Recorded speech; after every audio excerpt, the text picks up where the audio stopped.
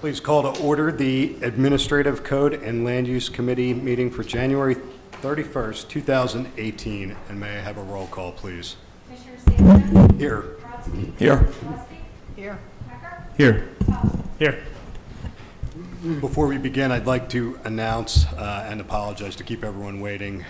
The full Board of Commissioners met in executive session regarding a personnel and regarding a litigation matter prior to this evening's committee meetings.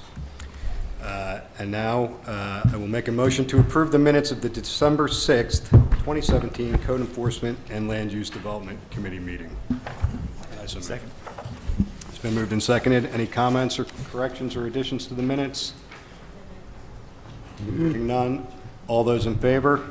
Aye. Any opposed? The minutes are approved. This evening, we have several items on the agenda. The first of which is to consider ordinance number 2150, amending Chapter 162 zoning at Article 21 use regulations and the use matrix appendix, repealing and replacing Article 28 wireless communications and repealing ordinance number 1793 and number 1800, and I so move. Moved and seconded. I believe Ms. Gallagher, the solicitor. Hi. I believe you have a brief explanation of this. Brief. We did discuss this briefly when this was authorized for advertising, and obviously there will be a public hearing next week to really discuss this. This is a comprehensive revision of the township's telecommunication various ordinances. It also, one of the main things that it does is accommodate new technology known as distributed antenna systems, which are the smaller boxes that are placed on telephone poles. Places regulations on those so that they can't go up without any type of regulation by the township. They are typically placed on existing telephone poles, but there are circumstances where they are also placed on new poles. It also regulates the monopoles, which are becoming more and more prevalent with cell tower technology.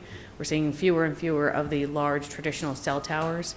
Those would still be permitted by conditional use only. But this synthesizes all of the township's existing ordinances as well as pulls in some of the newer technology and draws from some surrounding ordinances from neighboring townships. Thank you. Any questions from or comments from commissioners? Commissioner Gillespie. Thank you. Just to be clear, smaller boxes are not smaller boxes. They're pretty big on the side. I was just, yeah. I know, but some people might not be aware of that when they walk Right. by. It's pretty big. Right, so what this And ordinance the other does. thing is on yeah. top of the. Right, so what this ordinance does, it establishes a maximum height of pole plus box. So if your pole is shorter, you can theoretically have a bigger box. If your pole is taller, then your box has to be smaller. But it establishes a maximum height. And we're kind of, we kind of don't have a choice if we want to have good reception. So Correct. we just have to kind of keep it. It's a balance. Those boxes go in strictly for data purposes. It increases everybody's data on their cell phones, and the lines become slow, so this is a way to increase the availability for data And purposes. so when they don't like them or they want to know why, we can explain that Precisely, if they need that service. Thank you. precisely. Other commissioners. Commissioner Klein. I know we're going to have a public hearing next week, so I'm not going to. Is it possible to mark up the new version of the ordinance, or the ordinance that we'll be looking to pass next week in the public hearing with You mean some the- of the salient and more important changes in the ordinance compared to the older ordinance?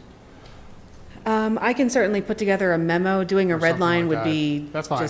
Yeah. Just, I mean, I've gone through it, and you go back and forth just trying to figure out. It'd be easier if there was some kind of short synopsis of the major changes, especially dealing with the DAS systems. Sure, Please. I can do that. Thank you. Commissioner Rothman. Do we know if the cell phone companies are required to provide us with any information regarding radiation from these boxes or anything like that? Does that have anything to do with this? I know we're talking about height, but are they required to provide us with information before placing boxes? There is a wide variety of information that they're required to provide us when they're putting any technology in the township. Even when they're co-locating on existing facilities, the FCC has a laundry list of items that they're required to provide to us, and our township staff has been vigilant in making sure that we get that information. That's all included in this ordinance, and to the extent the FCC changes those rules and requires additional information, this ordinance won't need to be changed. It requires them to comply completely with all FCC regulations. I can follow up with staff to ask other questions. Thanks. Correct. Any other commissioners? Hearing none, anyone from the audience wish to comment on this agenda item? Okay, hearing none, all those in favor? Aye. Aye. Any opposed? No, the motion carries. Next, and what I surmise is the main event, given the faces I recognize in the crowd, we will consider approval of the land development application submitted by Abington School District for the construction of a number of additions to the senior high school building totaling 183,337 square feet. And I so move. Second. Been moved and seconded. I believe the school district is here. Dr. Sickle, if you... Thank you very much, Mr. Sanchez, and it's really a pleasure for members of the Abington School District and Board of School Directors, and I'll introduce them all, and our construction team to present our proposal to you this evening. First, I'm really pleased that 5 members of our Board of School Directors are with us. Our President, Ray McGarry, our Vice President, Susan Arnhold, Michelle Tinsman, board member, Adam Scher, board member, and Brian Allen, board member, and we're delighted that we're here. From the school district, on our construction team is Dr. Jeffrey Fetcher, the assistant superintendent, Mr. Thomas Snyder, who's going to help me with the presentation, our director of facilities, and Christopher Lionetti, our business manager. And then from Gilbert Architects, on my left is Scott Adams and Tom Gilbert from Gilbert Architects. And then with us is Glenn Harris from Renewed Design Group and Andrew Frymuth from our solicitor's office, Whistler Prostein. So those are people that are with us this evening, and I'll start with the presentation. I'm going to ask Mr. Snyder to help me with it. So first thing, thank you, that would be real helpful. First thing, let me just set the stage and talk a little bit about why we're here and what's important here. I want to give you a little background information. Between 2003 and the 2004 school year and the 2011 and 2012 school year, if you had asked me the number of students in Abington School District, I would have looked at you and said 7,400 plus or minus 100, because the number was flat for all those years. And then all of a sudden, starting in the 2012-2013 school year, we saw a steady increase in the number of students. With this past October, because your October 1 enrollment is your official enrollment report, according to the Pennsylvania Department of Education, we have 8,159 students. We've done 3 enrollment studies over the last 5 years from the Pennsylvania Department of Education, the Pennsylvania Economy League, and most recently the Montgomery County Planning Commission. And all of those studies shows that Abington School District will continue to grow over the future 6 years years, and with possibly another 750 kids. So we are bursting at the seams. Some of you remember, as I remember, in the late 70s and early 80s, we were as high as 12,000 students, and then went down to 5,500 and have been slowly climbing up ever since. So our elementary schools are at capacity. We have very few additional classroom spaces if we need to grow. So one option that the Board of School Directors could have considered would have been a new elementary school. Other options could have been additions and renovations onto elementary schools. And a third option that came after a 2-year study of looking at all these options, that it's a pleasure to say Dr. Altadonna is in the back of the room. He's retired. He's the previous assistant superintendent, chaired this committee, and it was to really look at ways to examine what to do with our growing enrollment. We presented to the Board of School Directors that we wanted to, for the first time in over 40 years, have a comprehensive grade 9 to 12 high school, all under one roof, take the 6th graders, move them into the junior high school and turn it into a true middle school, 6, 7, and 8, and have all the elementary schools K-5. And the reason we wanted to do this is then every child who resides in Abington or the borough of Rockledge would have the opportunity to be in a new and renovated high school. And we wouldn't have to reorganize, rezone, move kids around elementary schools, and we really decided that this was right, both educationally, programmatically, and architecturally. So the Board of School Directors approved to realign our grade spans to K-5, 6, 8, 9, 12, and we got on our way to look at new and different types of programs.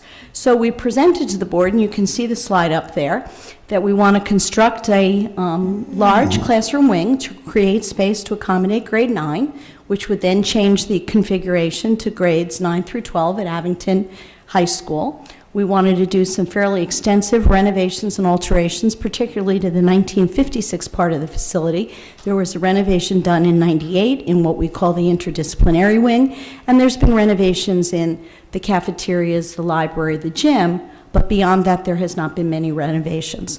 Our focus would be on STEAM, science, technology, and engineering, arts, and mathematics. And then this would give us the ability to change the junior high school to a true middle school and become a 6, 7, 8 building.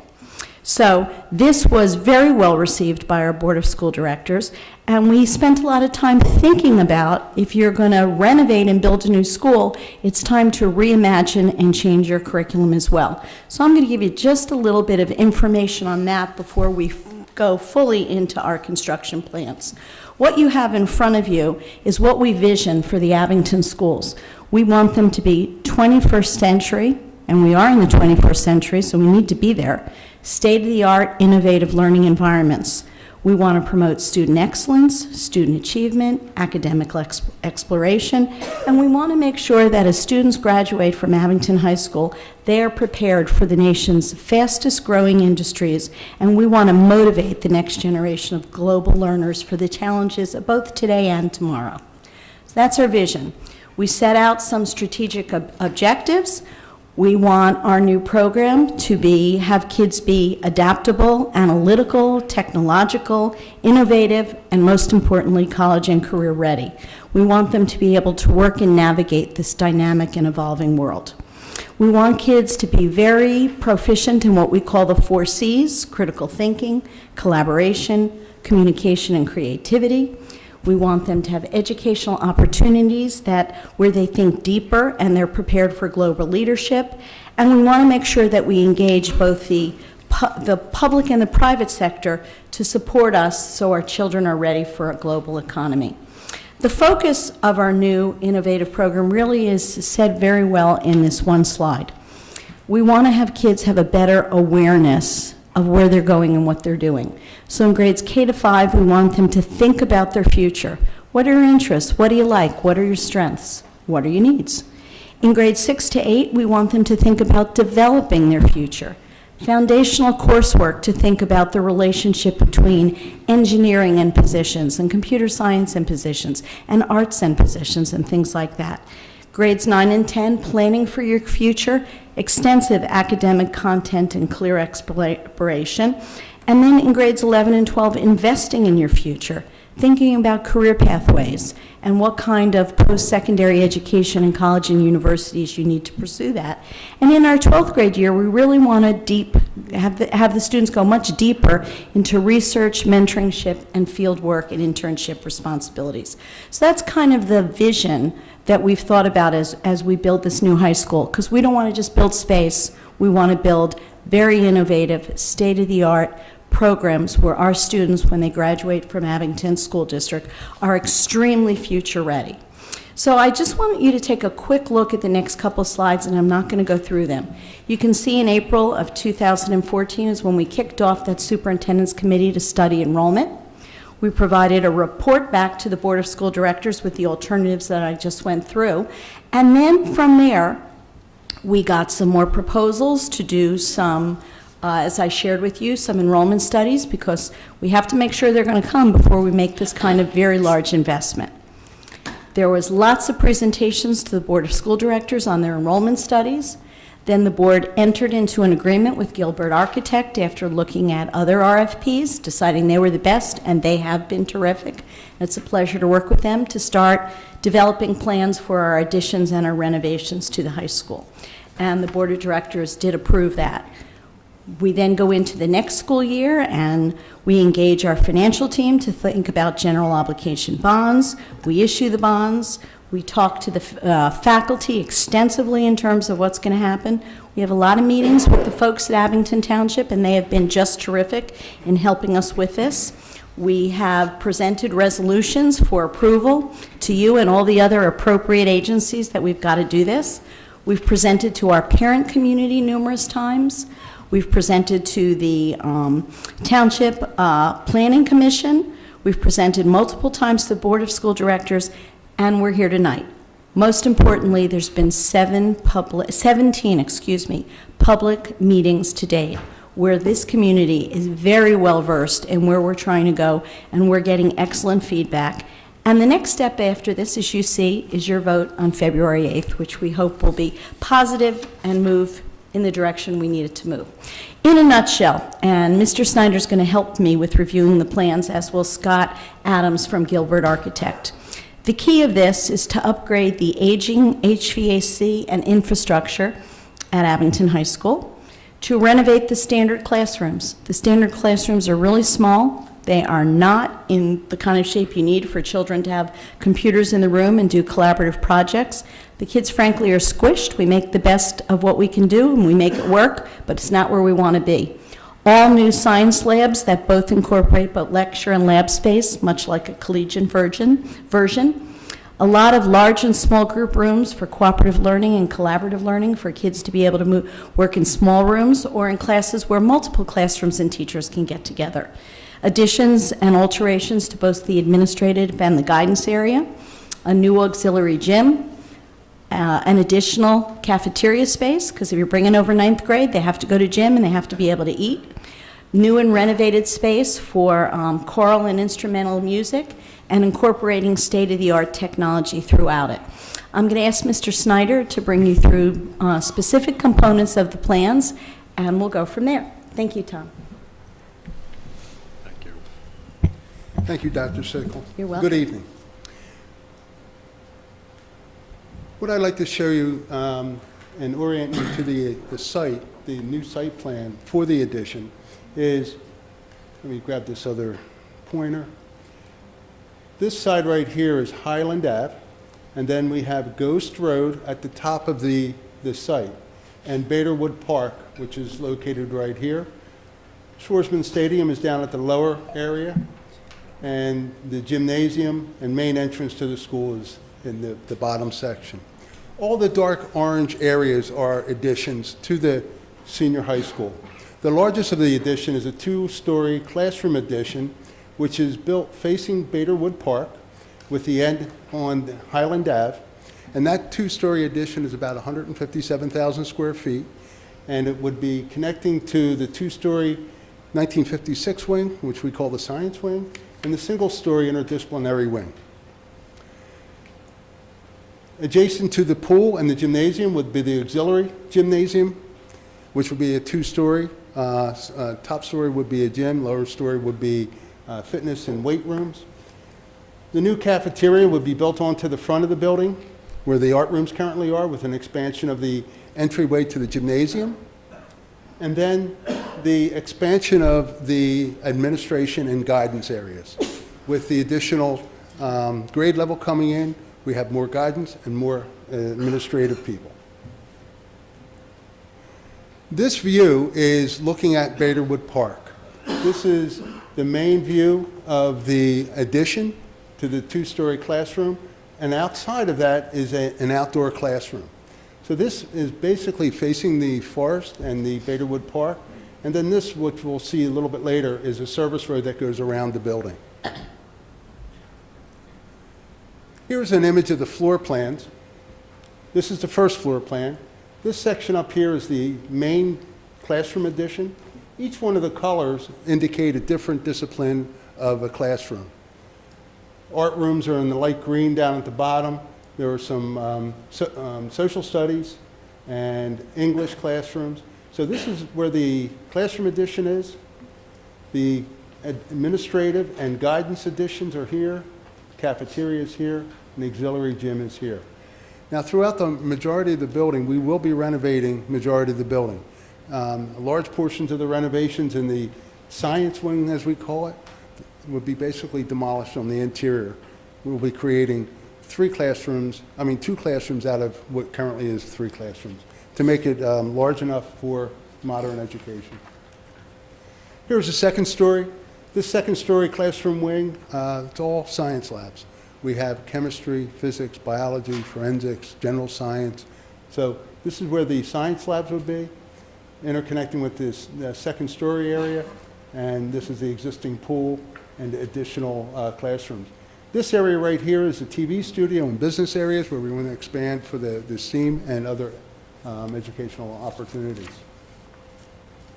This is the lower level. In the addition of the lower level will be a mechanical plant, a new HVAC mechanical plant that'll serve the entire building.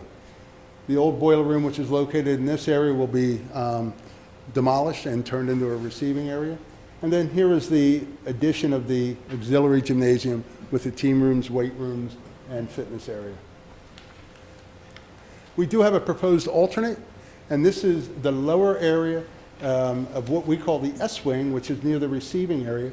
This area would be turned into a black box theater, innovation incubator is what we call it, with makerspace, robotics, virtual reality, moving the TV studio down into the lower area, and this would be the area where a lot of the innovative new courses would be proposed.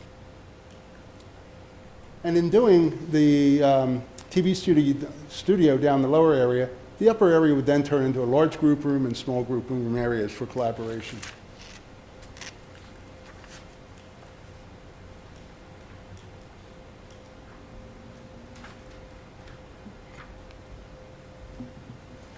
Here is the existing site plan of the senior high school, and this is oriented 180 degrees from the other drawings because of the floor plans, the way they're oriented. This one is flipped around with Bader Wood Park at the bottom, Highland Ave on the right, Ghost Road at the bottom, and then the addition would be located right in this flat area right here. On the new site plan, what we'll be discussing in upcoming slides are a few features. The features would include the service road and fire lane around the building. It includes some of the landscaping and storm water controls for the additions. And other features, we have some renderings that we can show you of what the images would look like. So this is the overall grading plan, drainage plan. It's very difficult to see, so what I tried to do was to enlarge it slightly and to give you some information. For this addition, there are going to be 5 underground basins, one in this location, one here, one at the lower area, one over here, and one in this area. So basically, we will have underground storage for stormwater.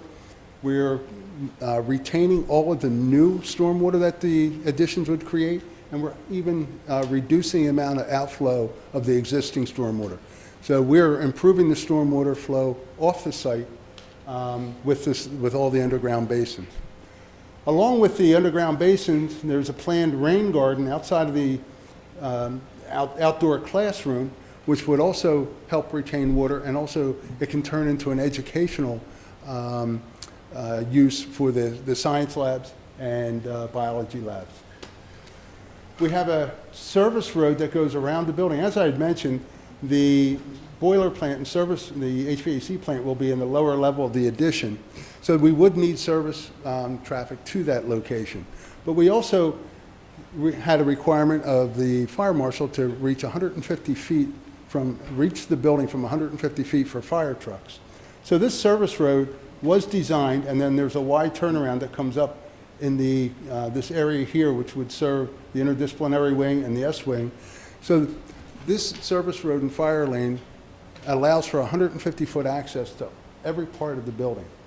And it's a two-way road so that when you're coming around, you don't have to back up, you don't have to have any problems. There is a retaining wall that will retain that road. That retaining wall has guardrails, and I'll go into that. We have a vehicle guardrail with a 4-foot-high fence on the guardrail. And the retaining wall is an average of 10.5 foot high with a maximum height of 18 feet on the slope of that hill. If you are familiar with the hill, it's pretty, not a steep slope, but there is a slope, and we're trying to retain that soil back. Regarding to zoning compliance, we're full compliance with all the zoning requirements. These are all the items that were listed on the drawings, and we're in full compliance of all zoning. For the landscape plan, again, I have an enlarged version. Of the landscape plan, one of the items I'd like to point out is all of these large circles that are on Highland Ave, they're all existing trees. We have a lot of large poplar oak. We have dogwoods out there. We have a couple ash out there, but all those trees are remaining. There is tree removal in the area for the addition. There's a total of 42 trees on the whole site being removed and 64 being replaced.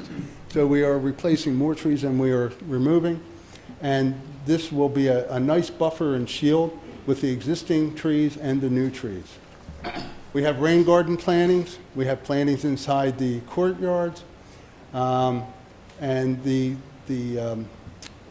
trees, the existing trees, will also buffer the retaining wall. We have 3 renderings that are coming up. The one rendering is at the very bottom, looking at Ghost Road, which I showed you earlier. The second one is from Highland Ave, and the third one is from Canterbury. So this is a rendering facing Baderwood Park. And you can see the service road that goes up around the building. This is the rendering from Highland Ave across the street at Ghost Road, where the apartment complex is, basically from the sidewalk area. You can see there is a retaining wall here because I'll be showing some road improvements.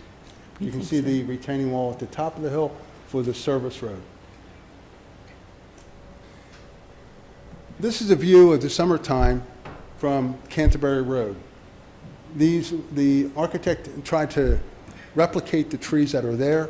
Obviously, some of the trees that are there are much taller than what is shown here, but you can see that with all the trees and all the foliage, it's going to be very difficult. It's not going to be a visual end of a building that you'll see from Highland Ave. We are proposing road improvements at Ghost Road.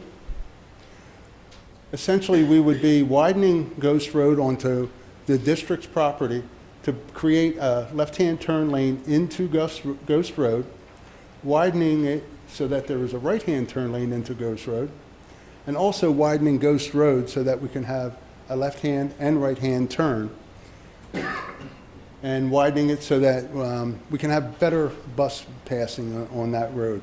Ghost Road, as you know, is a little bit tight, especially, it's tight for cars, especially if you have buses going down.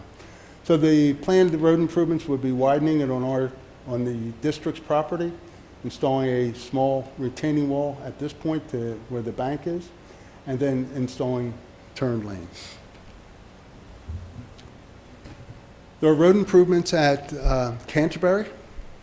Again, the same type of road improvements. We'll be widening the road so that we can have a left-hand turn lane into what we call Receiving Hill, and also a slight, just an improvement, a widening at the curve here, because we have to put the stripes in the road so that they don't have oncoming traffic, so they can turn up Receiving Hill. We've discussed the improvements at Canterbury with Mark Pennicow and Mr. Manfredi, and we are aware that there are some improvements that the township are planning in that area. And we are more than willing to improve our improvements to enhance those, because if there are improvements done at that intersection and we widen it, we're going to have to continue those improvements that you've put in. We are also planning to have a flashing light there. I'm not quite sure if the township's going to install one, but if we are planning to install a pedestrian flashing light there so that everyone is aware of when people are crossing. So our plans at this point are to complete the documents. We are in about 60% construction documents now. We're planning to go out to bid in end of May beginning of June, about, that late springtime. Hoping to have the bidding completed and award the project in July and August and get started sometime in September and October. We are planning to build the addition first, move the students into the addition, then do renovations after that. Welcome any questions that you may have. I have Mr. Scott Adams from Gilbert Architects for any architectural questions, and Mr. Glenn Harris from Renew Design Group for any civil and traffic questions. Thank you, Mr. Schneider, and thank you, Dr. Sickle. You're That was welcome. an outstanding presentation. Do we have, I assume we have some questions from commissioners? Commissioner Thompson? What are we doing about parking? Are we adding spaces at the site? Well, we are not adding spaces for parking. According to the ordinance, let me go back to the zoning compliance. We have excess parking at the very bottom of the graph. You'll see that the required parking are 871 spaces. We currently have 1,004 spaces on the site. That's for student and employee parking. But there is also parking at the junior high school. That front lot is never full during the day. There is parking there also, but we are not planning to expand a lot of parking. We are expanding for additional, we are expanding down in this area of Ghost Road, at the top of Ghost Road, a chevron system for additional bus parking, so that we don't have all that congestion of buses in the bus loop, and when the students are leaving and the buses are leaving, it's sort of, it's crazy out there sometimes. So we are adding the bus areas and areas where the buses have better control.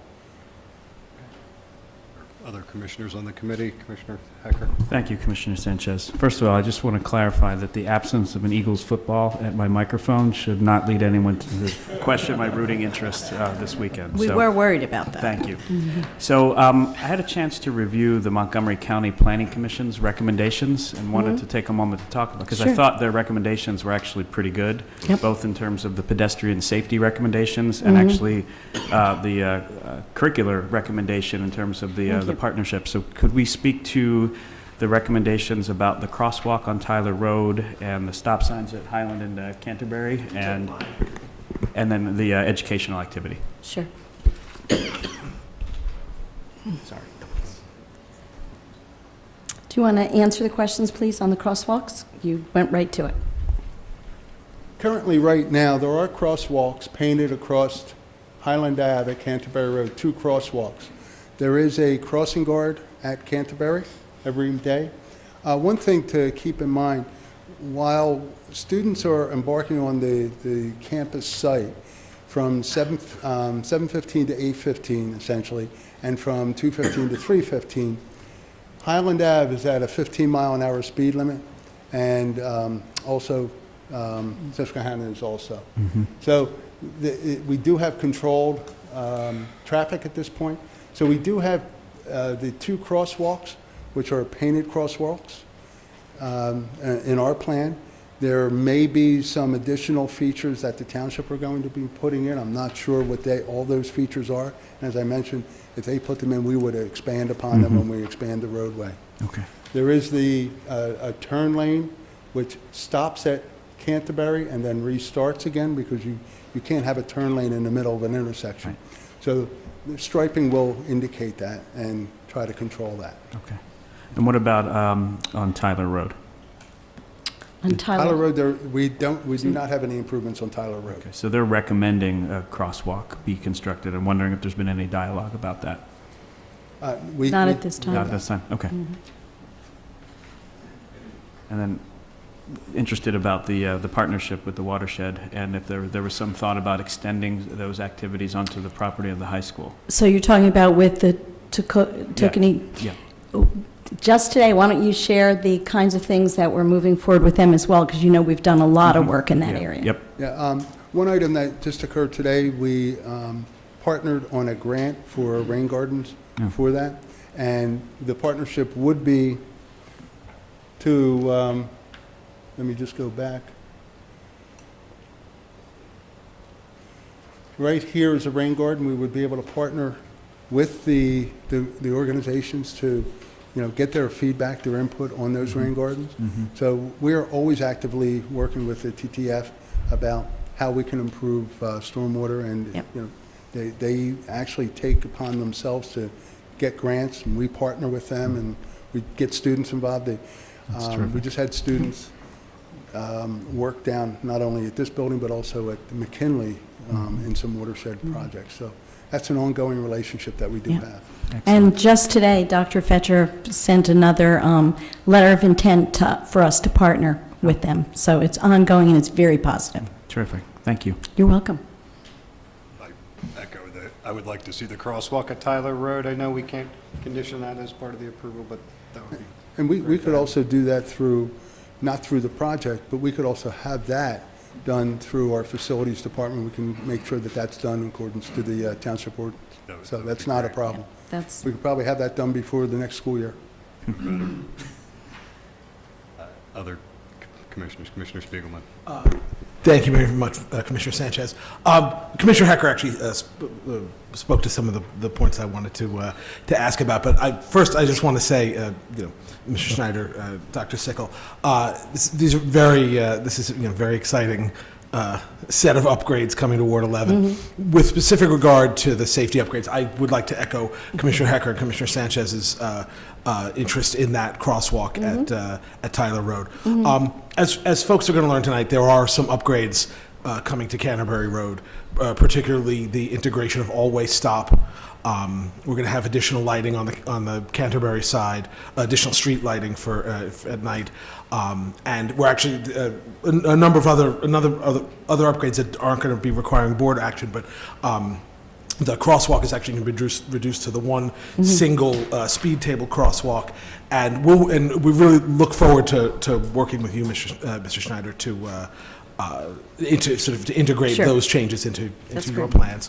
I mean, pretty much. I can tell you that one of the common questions I've heard from folks in Ward 11, from the folks who live downhill, is asking for assurances that. There's not going to be more water coming down Highland Avenue, and maybe there'll be less. I think you've answered that. Right. Particularly excited to see, in addition to the basins, the rain garden. Yep. So ultimately, I guess my only remaining question is in that just an assurance, because I can't go home tonight without asking this. My wife and her colleagues in the World Language I know Department, what you're they're going to gonna have that air conditioning, right? Yes. Thank Yes. you. The building will be 100% air conditioned. I want to know, Mr. Spiegelman, how many times we have to say yes to you before you'll believe us? When I go visit her at school and it's air conditioned, Okay. if I'm allowed in with the little visitor pass. You got it. I was going to ask the same. Commissioner Klein. Thank you, Commissioner Sanchez. So the retaining wall that goes along the service road, how close is the edge of the road to the retaining wall? You said there's a guardrail, so the Yeah. road's fairly close, I guess? Yes, yes. And I assume you've been coordinating with the fire marshal's office on the way Yeah. to the trucks and the structure Yes. of the Yes. firewall? Yes. The structure of the retaining wall? Yes. Yeah, the roadway and the retaining wall is designed for 30 tons. Okay, Yes. great. And the fields that are up there now, the throwing fields, where are those?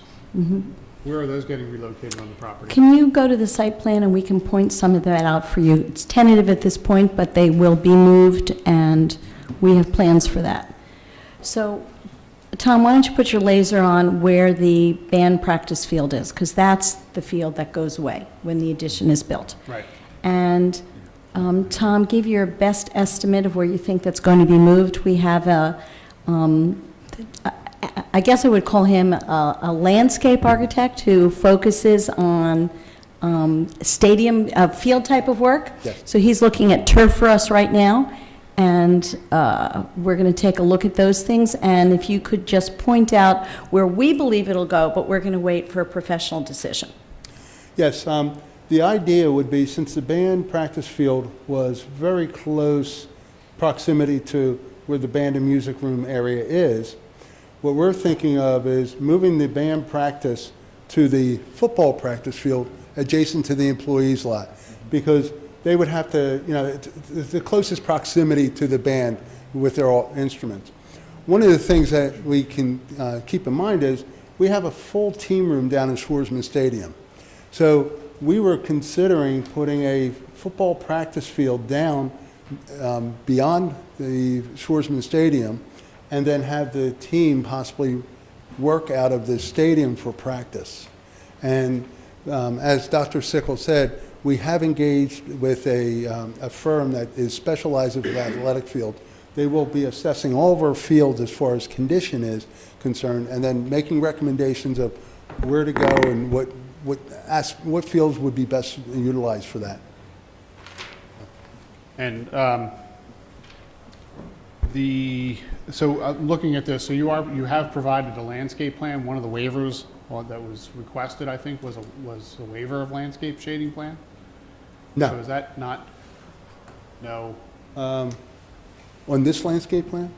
I think in our packet, it talks about a waiver for landscape shading plan, but you've presented a landscape plan. So are you submitting a landscape plan as part of the land Yes, development the approval? landscape plan has been submitted. I believe our understanding of the staff memo was that the ordinance requires certain elements to be shown entirely on the landscape plan. Those elements that are required, such as tree protection fencing and such, are dispersed on our plans through, for example, the demolition plan and the erosion and sediment control plan. So the waiver is essentially to not have to show them on singly the landscape plan. But we are providing a landscape plan, we are providing tree protection.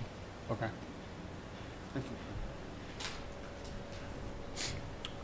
Commissioner, second.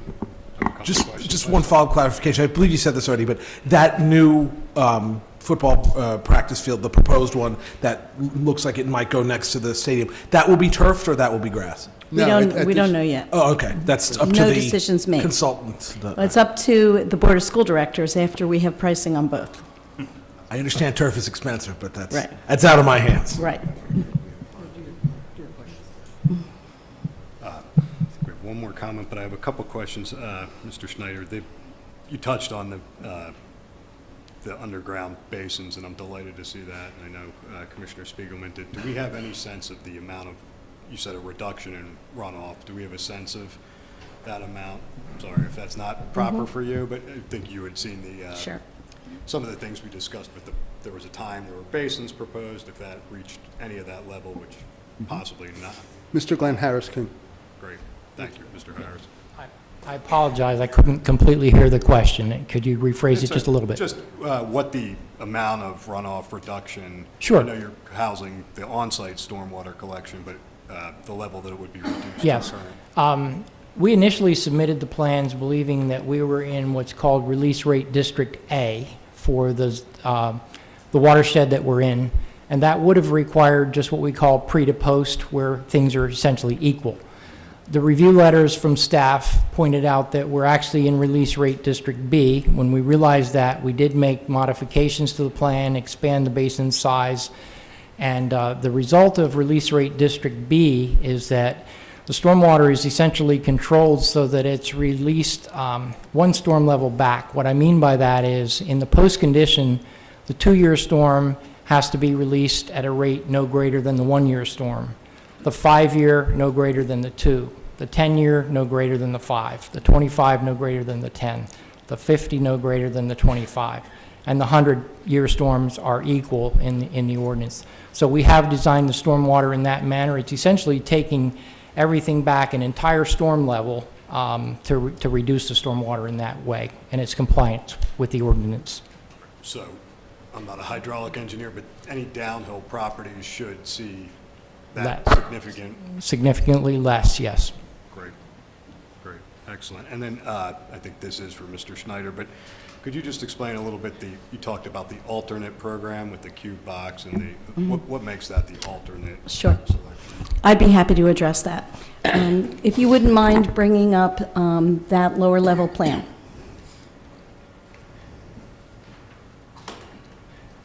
There you go.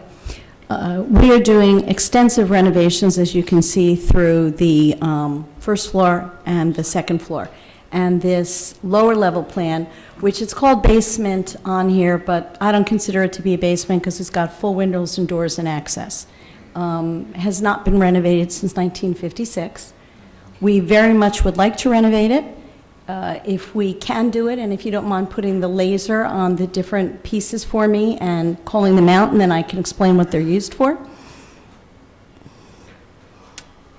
This is the Black Box Theater right in the corner.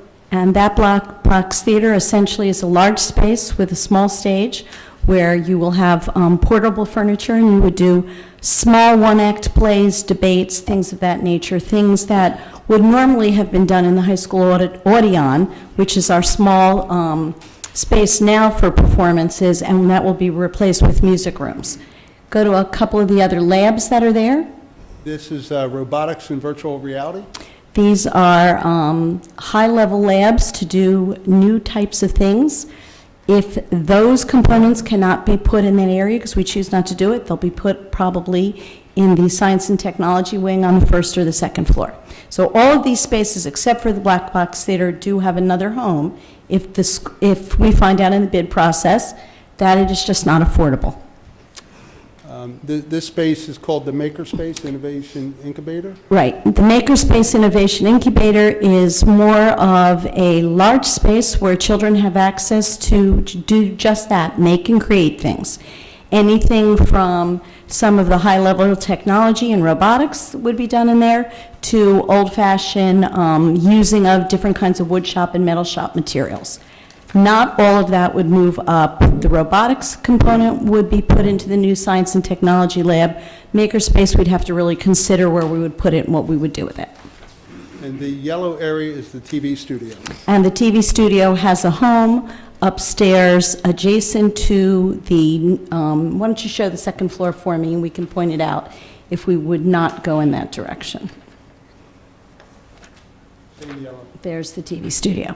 And next to it is those purple rooms are business rooms where some of that artificial intelligence and robotics and things like that would go. Essentially, when you build a project, you hope it comes in at the cost you can afford, and if you can't afford it, you decide what you're going to give up, and that's the area that we feel is the area we can give up. Do we want to do the whole thing? Absolutely. But we'll know that when we get pricing. Thank you. I have nothing further. Commissioner Gillespie, did you have? I just wanted to make a comment. Thank you. Great presentation. Thank you. Because reading this and, you know, looking at pictures, I know that having graduated from that school, I know it needs work. And it's, I think you've really done a nice job. Thank Great you. presentation. Thank you. I'm proud of my Abington education, by the way. That's great. Commissioner Klein. I forgot to ask one question. Ghost Road, is that a dedicated road? Or is that is that a private road to the school district property? That's private road. That's your, Yeah, that's your yeah, road? we maintain I that couldn't road. hear you, Commissioner Spiegelman was talking in my ear. Yeah, it's a private road. We maintain that road. Okay, thank you. Yes. Comments or questions from the audience? Comments from the audience?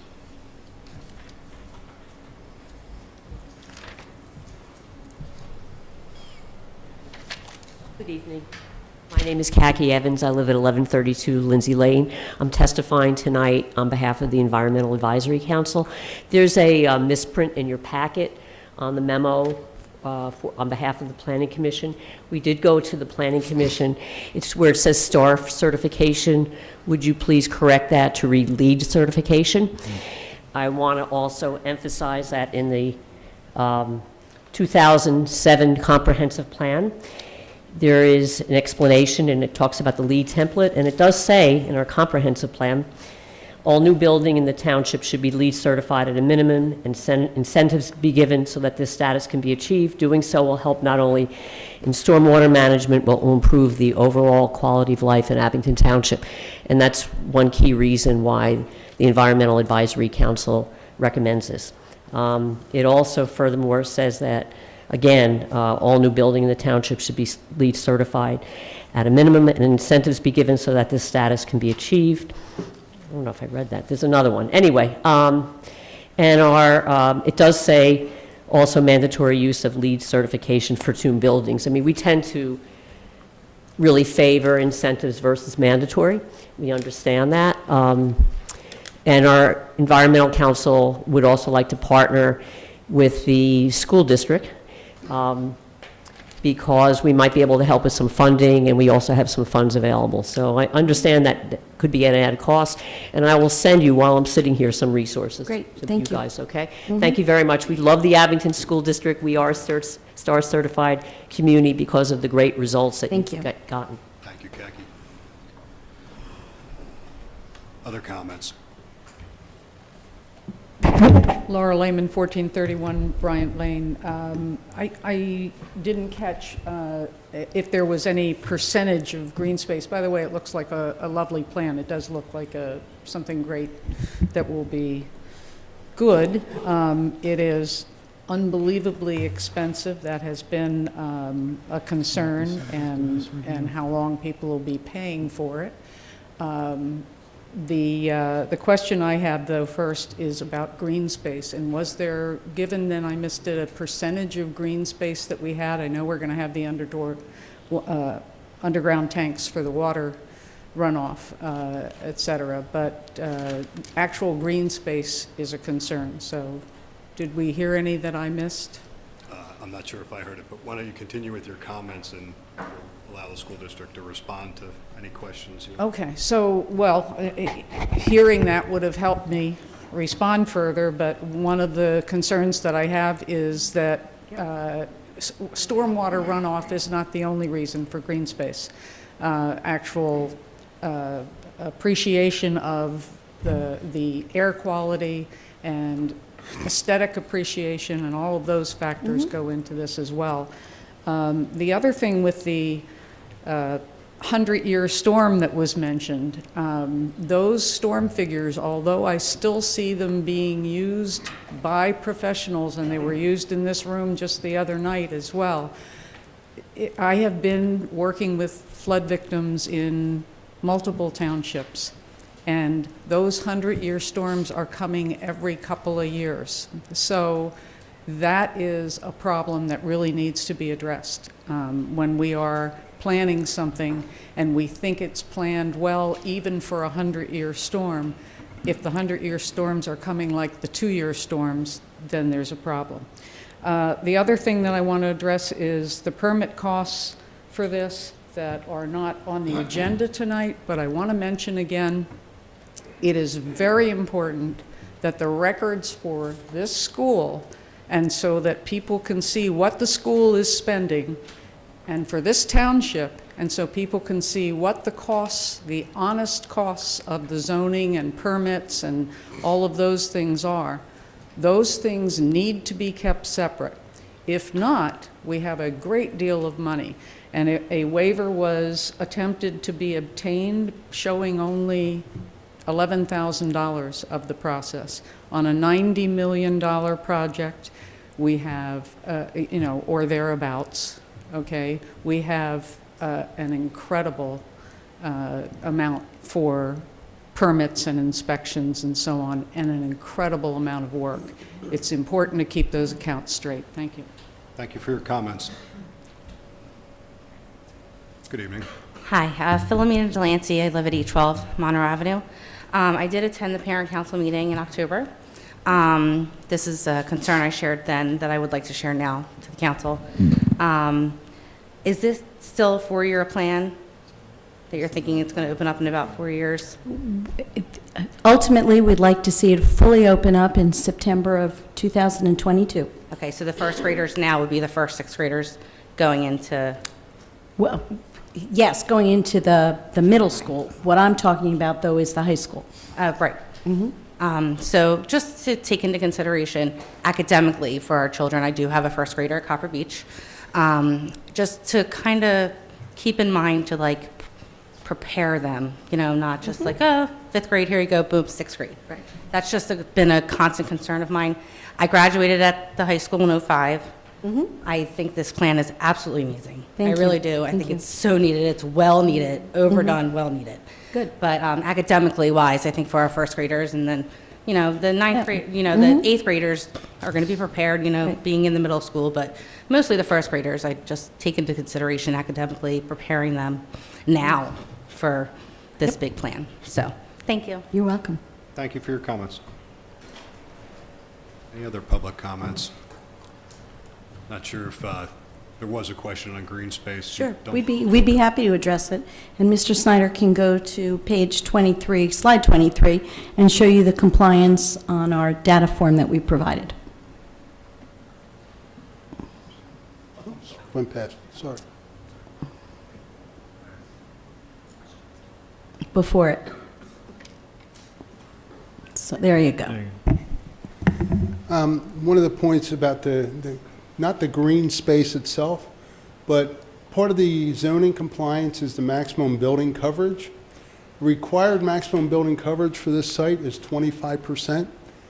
Our plan is 9.27%. So we're well under the zoning maximum for building coverage, which then would lead to open space, green space, field space. Great. Thank you, Mr. Schneider. And hang tight for 1 second, because I think Commissioner Thompson has one follow-up. Just following up on one of the earlier comments, we're not pursuing lead on this project? I want to answer it a little differently, and I think, Mr. Thompson, with your background, you'll understand. This building is being built for and towards LEED Silver, if not above it. But we are not going for LEED certification, because I'm sure you know, to get that certification is very expensive. It changes a lot of the dynamics with your contractors and what they're required to do, and your LEED certification is only good for 1 year. So we don't see, and this is an estimate, spending an extra $1 million for a great shiny plaque, but we see delivering the product, what's important in LEED certification, and the architects are doing that for us. Okay. So you're going to shadow the process through construction? Mr. Adams, why don't you explain how we're going to handle that?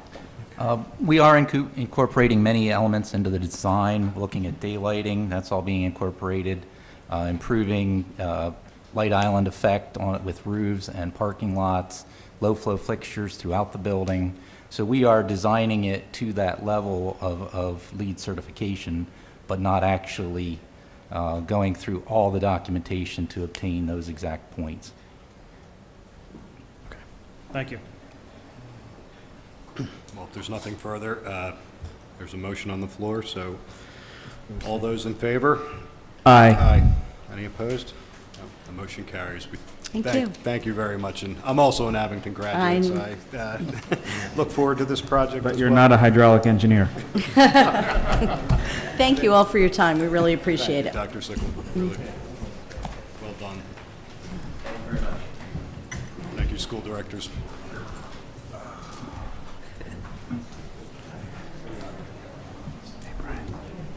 We'll give the folks a minute to clear out and then jump into our third agenda item.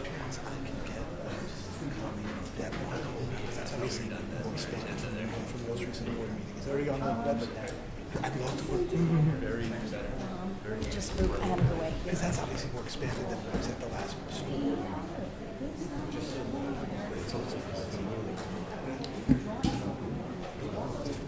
meeting. This way, we'll be out of here in 9 minutes.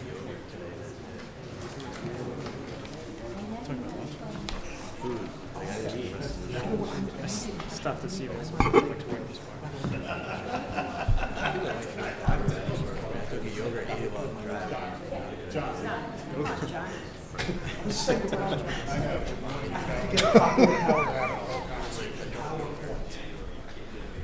Okay, so let's pick up back again with agenda item number 3. Consider approval of the First Amendment to the license agreement between Abington Township and New Singular Wireless, PCS LLC, successor by merger to AT&T Wireless, PCS Philadelphia LLC, doing business as AT&T Wireless Service, and I so move. Second. Been moved and seconded, and I believe Ms. Gallagher is back again to enlighten us. Thank you, Commissioner. If the board will recall, we were here a couple of months ago presenting the initial draft of this agreement. It's been floating around with corporate counsel for Verizon and AT&T. This is now in a form ready to be executed. As I mentioned a couple months ago, we were able to negotiate a significant increase in the annual fee. The current annual fee is $20,736. That will increase to $28,000 in this new lease. That will stay flat for the initial 5 years, and then there are 4 renewal terms. Each time it's renewed, if it is renewed, it goes up 15%. Both the lessee as well as the township have the ability to not renew as long as there's 24 months notice. We were also able to negotiate with them to give the township permission to negotiate, should there be any co-location on the tower, the township is free to negotiate its own contract with any proposed co-locator and can veto the co-location should they not be able to work out terms agreeable to the township. So we worked closely with the manager in preparing this, and it is in a form ready for execution. Manager Manfredi. Ms. Gallagher is being modest. The things that I asked her to negotiate, such as giving us the ability and refusing to allow them to have co-location without us negotiating and allowing us to approve it, while that was a task I gave her, it was not an easy task. We started this process in May or June, and then it moved forward until October. So there was a lot of back and forth on some strict provisions, and I just think she should be recognized for a fantastic job. Great job. Fine job, Ms. Thank you. Gallagher. Fine lawyering, as always. Any comments or questions from commissioners? I think Lauren should get a vacation in Arizona. I'm sorry. I think I will Lauren should take get a one. vacation in Arizona. Take that up with Mr. Clark. Hearing no comments from commissioners, any comments from the public? All right, hearing none. All those in favor? Aye. Aye. Any opposed? The motion carries. Finally, agenda item number 4, consider establishing a policy for subordinating the township's liens on those properties to mortgages held by banks or other lenders, and I so move. Been moved and seconded. Manager Manfredi, would you like to give us a little background on? Yes, as you see in your meeting binders, you have a confidential memorandum, and the reason the confidential memorandum is in there is because there are a lot of transactions which are mortgage and individuals, and there were 3 issues that arose out of this. The first one was a mortgage lien that we discovered, and I'm going to ask, is Van here? Director Strothers. Could you please come on up? In case you need to fill in any spots. Most of these are through the HUD program, but I'll just assume that you've read the confidential privileged memorandum from the solicitor's office. But as far as we could tell, the board never adopted a formal policy regarding subordination issues, and we have been recording liens rather than mortgages, which puts us in a negative position with respect to where we are positioned in any loan. And what we're recommending, and after discussing this primarily with Councilor Murley over time, and I know Ms. Gallagher and Mr. Clark has been involved as well, is really we need to have a policy that's established so that when we have matters such as an individual in the township who is refinancing on a HUD loan, that I have the authority to enter into a contract with them that I do not now, and that there's a policy that establishes that we're going to treat these as mortgages rather than loans and record them as liens so that we are in a better position with a refinancing. That's as layman as I can make what you saw in formal legal jargon. Is there anything you would like to add? No, I think this puts us in a better position. When it is done as a lien, we are required, if somebody wants to refinance, we have to subordinate our lien, or we have to remove our lien, allow them to refinance, we go back in. It can become a complicated process. It also is a problem if there are certain other issues with when the property may be transferred. If our lien isn't satisfied, we automatically fall behind other mortgages. This will, and candidly, these loans aren't liens. They are loans, and they should be recorded as loans or as mortgages, and doing it this way will protect the township, still allowing the property owners the flexibility with regards to financing, because the first mortgage will still take priority over ours, but it'll give them some flexibility, but most importantly, it'll protect us and we won't lose any money. Sounds reasonable to me. And just to be clear, the memorandum, I think you were saying this, Manager Manfredi, it's confidential because it contains legal advice, but more so because it contains some confidential information. Information about of property specific owners, et properties cetera. and That's property correct. owners. So, any questions from commissioners? Commissioner Zappone. Just like to make a comment. This has something to do with not probably just with my resident, but this is what, I guess, kicked this whole thing off. Something we've been doing around here for years and years and years. The township staff has worked with this individual. The home is beautiful. The work that was done very well. This gentleman is a veteran, okay? And he wants to get a lower mortgage rate refinance. He's not moving. He has no intentions of moving. And what I'm asking is this goes through. Again, this gentleman is a veteran, and I think we owe it to our veterans to help them out. So, again, I don't know if anybody else in their wards has any residents involved in this, but I got to tell you, Van, I want to really thank you for working with this gentleman. He sings your praise constantly. I spoke to him several times. We worked with him very hard, and the finished product was absolutely outstanding. Yeah, thank you, Commissioner. So I just want to thank you for that. Thank you, Commissioner. That's great. And I don't believe this program would prohibit any refinancing, it's just... No, actually, what this will do is, part of the holdup is, there's actually three pieces to this. The one piece Commissioner Zappone just mentioned.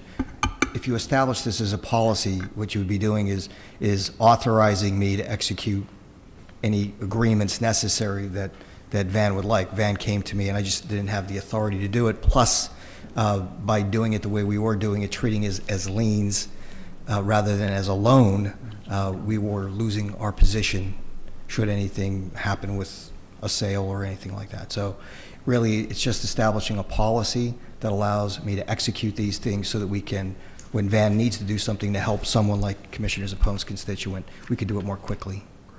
Excellent. Any other commissioners? Seeing none, comments from the public?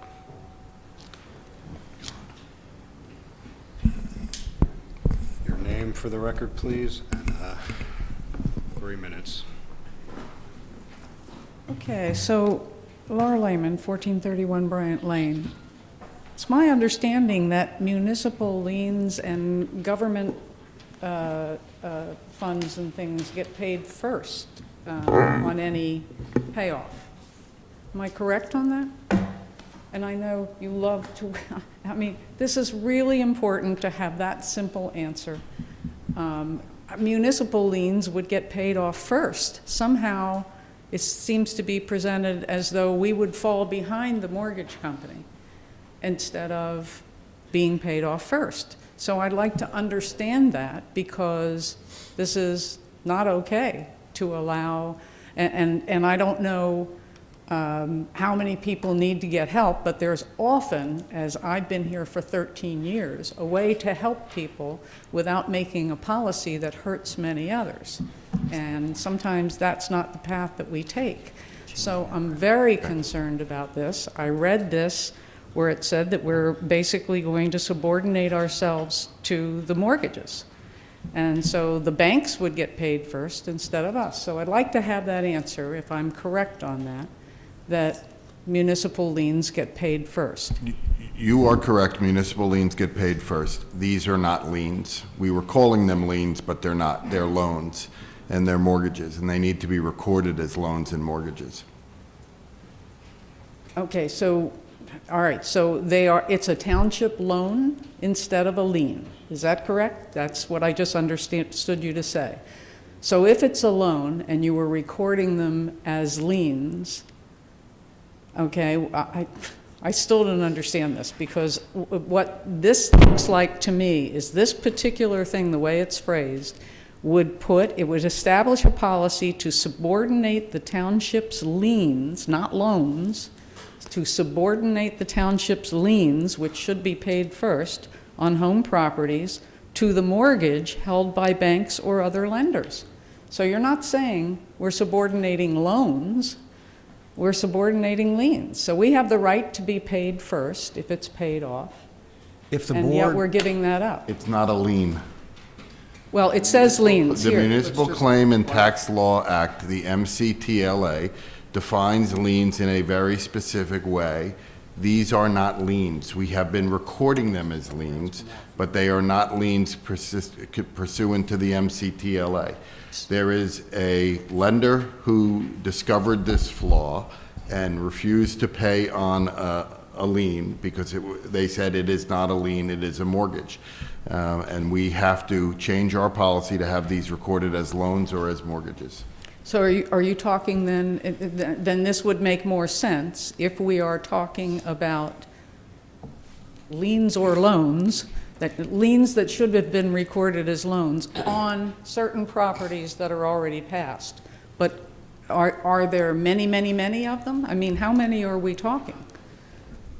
We're really not in Q&A here, we're in comments. If you're against it, say so. Well, I need to understand it, and I think every township resident should understand this, because if we have a couple of properties that have this lien loan problem, that's one thing. But if we have hundreds of thousands of dollars in liens and loans, and we're changing this little thing, that's a very different thing. So I'd like to understand that. Thank you for your comments. And I think you should understand that before you vote. I do understand it. Thank you for your Well, comments. could you explain that part to me? Could you please take your seat? Your time has expired. Okay, will you answer that for me? Thank you. Thank you for your comments. Well, the rule in the township is that if you ask a question and you just said you know the answer, the rule in the township is that the question does get answered. It's an incorrect interpretation of the rules, so would you please take your seat at this time? So you're saying township questions don't get answered from residents? Please take your seat at this time. Mr. Chairman, may I ask a question through the discussion, just a quick question? Certainly. I think I'm a little confused. Whether it's a lien or a loan, the money, isn't this HUD money? This is not township money. This is not money acquired through township taxes. This is money acquired through HUD funding. That's correct. So, and it's only HUD-funded money that's used for the rehabilitation of these homes. Yes. Okay. There are a couple of important points to that. Those are correct answers. However, because frankly, I asked the same questions of Mr. Struther. Number one, if the board accepts the recommendations of the legal and manager's office, you will cease the practice of recording these as liens and begin the practice of recording these as loans. So that's number one. Number two, under the old practice, if for some reason, and I'm not suggesting that anyone would, default, even though it is HUD money, and let's say it's $25,000 or $50,000, correct, it is not township taxpayer dollars, but what would happen to that money if that money was lost is we would lose the ability to help some other homeowner who is qualified and invest that money in another property. So you're still losing money. And we're not being good stewards of the dollars we're given from the federals. I wasn't I just taking want issue to, no, I with know, that. I'm just Okay. saying, I just want everyone to understand what the impact would be. Other commissioners? Any other public comment? Seeing none? All those in favor? Aye. Any opposed? Motion carries. And that concludes the formal agenda of the Administrative Code and Land Use Committee. We will now take public comment on general matters of Administrative Code and Land Use. Not related to agenda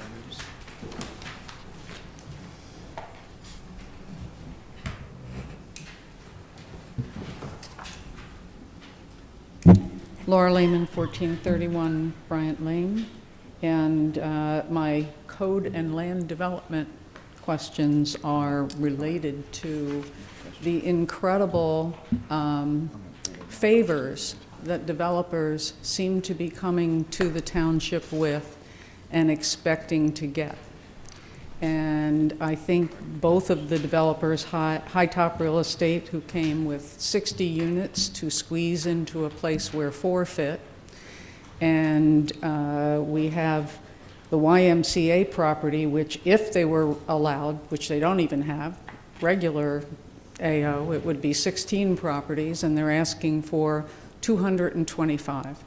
So the concern that I have, both of these developers are very, very close with this township. They have close relationships with this township. As you know, all of you begged Mr. Markman to stay and be part of the Economic Development Council. He's been a commissioner here. The other parties are also very familiar in the township, and the lawyers are familiar in the township, so there's no strangers here. Somehow, they expect that they're going to be able to come here, reduce it a few units, and get it passed. And as you know, the High Top project passed with 28 units instead of 4 through the committee, the code committee, to recommend for an advertising. So I have a great concern that we just rezoned everything. We gave more rights to everybody. AO now can put grocery stores and all kinds of things. I don't think residents understand the consequences of that zoning. But on top of that now, we seem to have some sense that you all are going to allow these people to do this. And this recent project on the YMCA property is one where literally every inch of that is covered. Most of what, okay, not literally every inch. There are some inches here and there, but they are inches. The parking area covers almost the whole property. And then what looks green is a green roof on top of the parking area. That they even would consider, that you might consider that, so that they took all that time and all that money to prepare it, is what scares me, because they aren't the first or only developers that are going to be coming before you now with their newfound rights. So I hope that this board is going to start doing what we've been asking you to do in many areas, and that is... Your time has expired. Thank you for your comments. Okay, thank you. I'll finish that sentence. No. And that is enforcing the law. Your time has expired. Thank you Thank for your you. comments. Any other public comment? Hearing none, can we have a motion to adjourn? So moved. Second, and all in favor? Aye. Actually, it's my pleasure to call to order the January 31st, 2018 Township of Abington Public Affairs Committee, and I would like to please start with a roll call. Commissioner Spiegelman? Here. Here. Here. Here. Here. All right. Let us start with the approval of the minutes. This is a motion to approve the minutes of the December 6th, 2017 Public Affairs Committee meeting, and I so move. Second. It's been moved and seconded. Any questions or corrections? All right. All in favor? Aye. Aye. We have minutes. Are you taking the Audubon? All right. Mr. Manager, is everything? We good? Waiting for our Director of Parks and Recreation to handle the first item on the agenda. All right, then. Well, Mr. Olds. All right. All right, let us begin then with our first item, which is PA1. Considering the transfer of the Crosswicks deed from the Audubon Society to Abington. I guess that's a motion, so let's say motion to consider the transfer of the Crosswicks deed from the Audubon Society to Abington, and I so move. Second. It's been moved and seconded. Director Olds, take it away. This is something we've been working on probably for a year with the acquisition of a small property that abuts the 13 acres of the Crosswicks Bird Sanctuary, which has been managed by the Audubon Society. And from what I've learned in the past, it is the smallest property they have owned in the whole country. So we will be working with the Wyncote Audubon in conjunction with managing it. They will still maintain and do projects through there. We'll assist them as we have in the past with materials and hand tools and the such. But it will be remained as an open space wildlife sanctuary for bird and other wildlife, not to be developed. For the birds, as they say. All right, let's start with any questions from members of the committee. Commissioner Schreiber. Will there be any need for any maintenance on our part? Maintenance will be very minimal. There may be a few benches put in there. Any tree cutting that becomes dangerous, we'll probably maintain, but we're not developing it. We're going to keep wood chip trails and keep it as minimal as possible and untouched. Any other questions from the committee, from commissioners in general? Commissioner Rothman.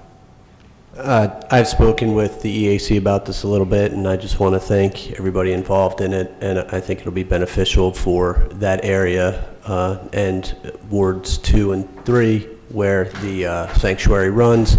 So thank you in advance for any little work that will be needed there, but I think it's a good thing for the township overall. And this does add 13 acres to our open space in the township. So it's a nice thing for our open space plan in general. Nice to know that will be preserved. Any other questions or comments from commissioners? From our audience? All right, hearing none? Oh, I figured you were here to talk about. Thank you, Mr. Spiegelman. I'm Lee Altadonna. I'm president of the Wingcoat Audubon Society, and I'm here with two members of the Crosswicks Committee, Jennifer Sherwood and Wendy Clymer. We are very supportive of this transfer. Wingcoat Audubon has been associated with Crosswicks for over 60 years.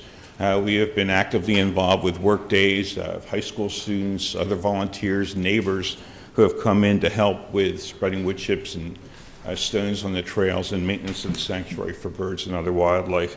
We look forward to working with Parks and Recreation with that continued relationship. I do also want to indicate that this also brings together, I think, 1.7 acres that was donated to the township by a neighbor, Nancy Posel, that now can be added to Crosswicks to make it larger. We know the neighbors on Mill Road Circle and Morgan Place enjoy the sanctuary, as do some of the folks on Crosswicks Road and Pembroke and the other areas that are adjacent to it, as well as citizens of Abington at large. So look forward to supporting the acquisition by the township. Thank you very much, Mr. Altadonna. Welcome. Very nice to see you. Any other comments from residents? All right. Hearing none, all those in favor? Aye. And it's resolved. Item PA2. This is a motion to consider resolution number 18-013 prohibiting the location of a Category 4 licensed facility within the township, and I so move. Second. Okay, it's been moved and seconded. We'll turn it over to council because for those who don't know, it's going to be very interesting to hear what a Category 4 licensed facility is. Thank you, Commissioner. This is a legislation that recently came down at the end of October, was signed into law by Governor Wolf at the end of October. It creates a new category of casinos. These are known as mini casinos, very limited in the number of table games and slot machines that they can employ. They are granted to existing holders of Category 1, 2, or 3 casinos. Those are things like Sugar House, Parks Casino, Valley Forge Casino. The way that the law works, it allows these, so if Sugar House attains one of these licenses, they can place a Category 4 casino within 25 miles of their own facility, but they can't place it within 25 miles of any other facility. By virtue of the way that the current casinos are laid out, that eliminates almost all of Montgomery County, but certainly Abington Township, from being able to host a Category 4 casino. Montgomery County as a whole is also eliminated because if there's a Category 2 casino, which Valley Forge Casino is, it cannot be located within the county.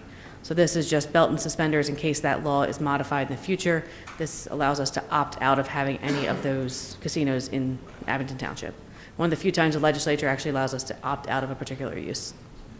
So it's prophylactic, basically. And also, I guess it protects us in case certain casinos close and it changes the geographical parameters. In the exceedingly unlikely event that that happens, yes. All right. Thank you very much for that explanation, Council. Any comments or questions from members of the committee? From commissioners in general? From residents? Hearing none, all those in favor? Aye. Aye. PA2 passes. PA3, Consider repealing, this is a motion to, we're going to consider repealing or amending Chapter 125, Real Estate Registry of the Township's Code of Ordinances that requires property owners to register any deed with the township following the deed's recording with the county recorder of deeds and imposes a fee for such registrations. So this is a matter for consideration. I'm going to turn it over to you, Mr. Manager, for explanation. Yes. In 2008, law was changed that prohibited municipalities from registering with some exceptions. The ordinance that the township currently has allows what we do with respect to registration of deeds. It serves a valuable purpose. I believe we received a memorandum today from our treasurer and tax collector suggesting why we should continue that practice. Our engineering department feels that we should continue that practice, frankly, because it keeps the control of those deeds and that information more immediately available to us and into our engineering and code department. So the issue arose when there were citizens and residents and constituents who questioned why we are duplicating the service. And the issue was put on the agenda, sent to council, and put on this agenda for your consideration as to whether or not you want to change that policy. There's three options, and I think we recommended item 2 with modifications, but I think the more important question is this a practice you want to continue having it done here, or authorize us to talk with the county in some modified way? And I have other recommendations, but I think I'd rather hold those until the committee and members of the board discussed it, since there were commissioners who raised questions about this practice. So now we currently charge a fee. $10, yeah. If we were to basically, for want of a better term, sort of abdicate this responsibility to the county recorder of deeds, they would also charge a fee. They already do. They do. They already do. They already do, okay. So Abington residents are Paying twice. paying 2 fees. Okay.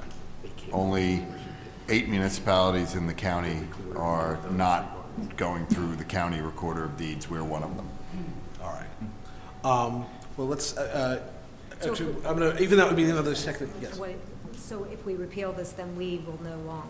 That's what this is, the way it's worded. If we repeal this, we would then enter into the agreement with the county where once a deed is recorded, the county recorder of deeds would send us the recording information.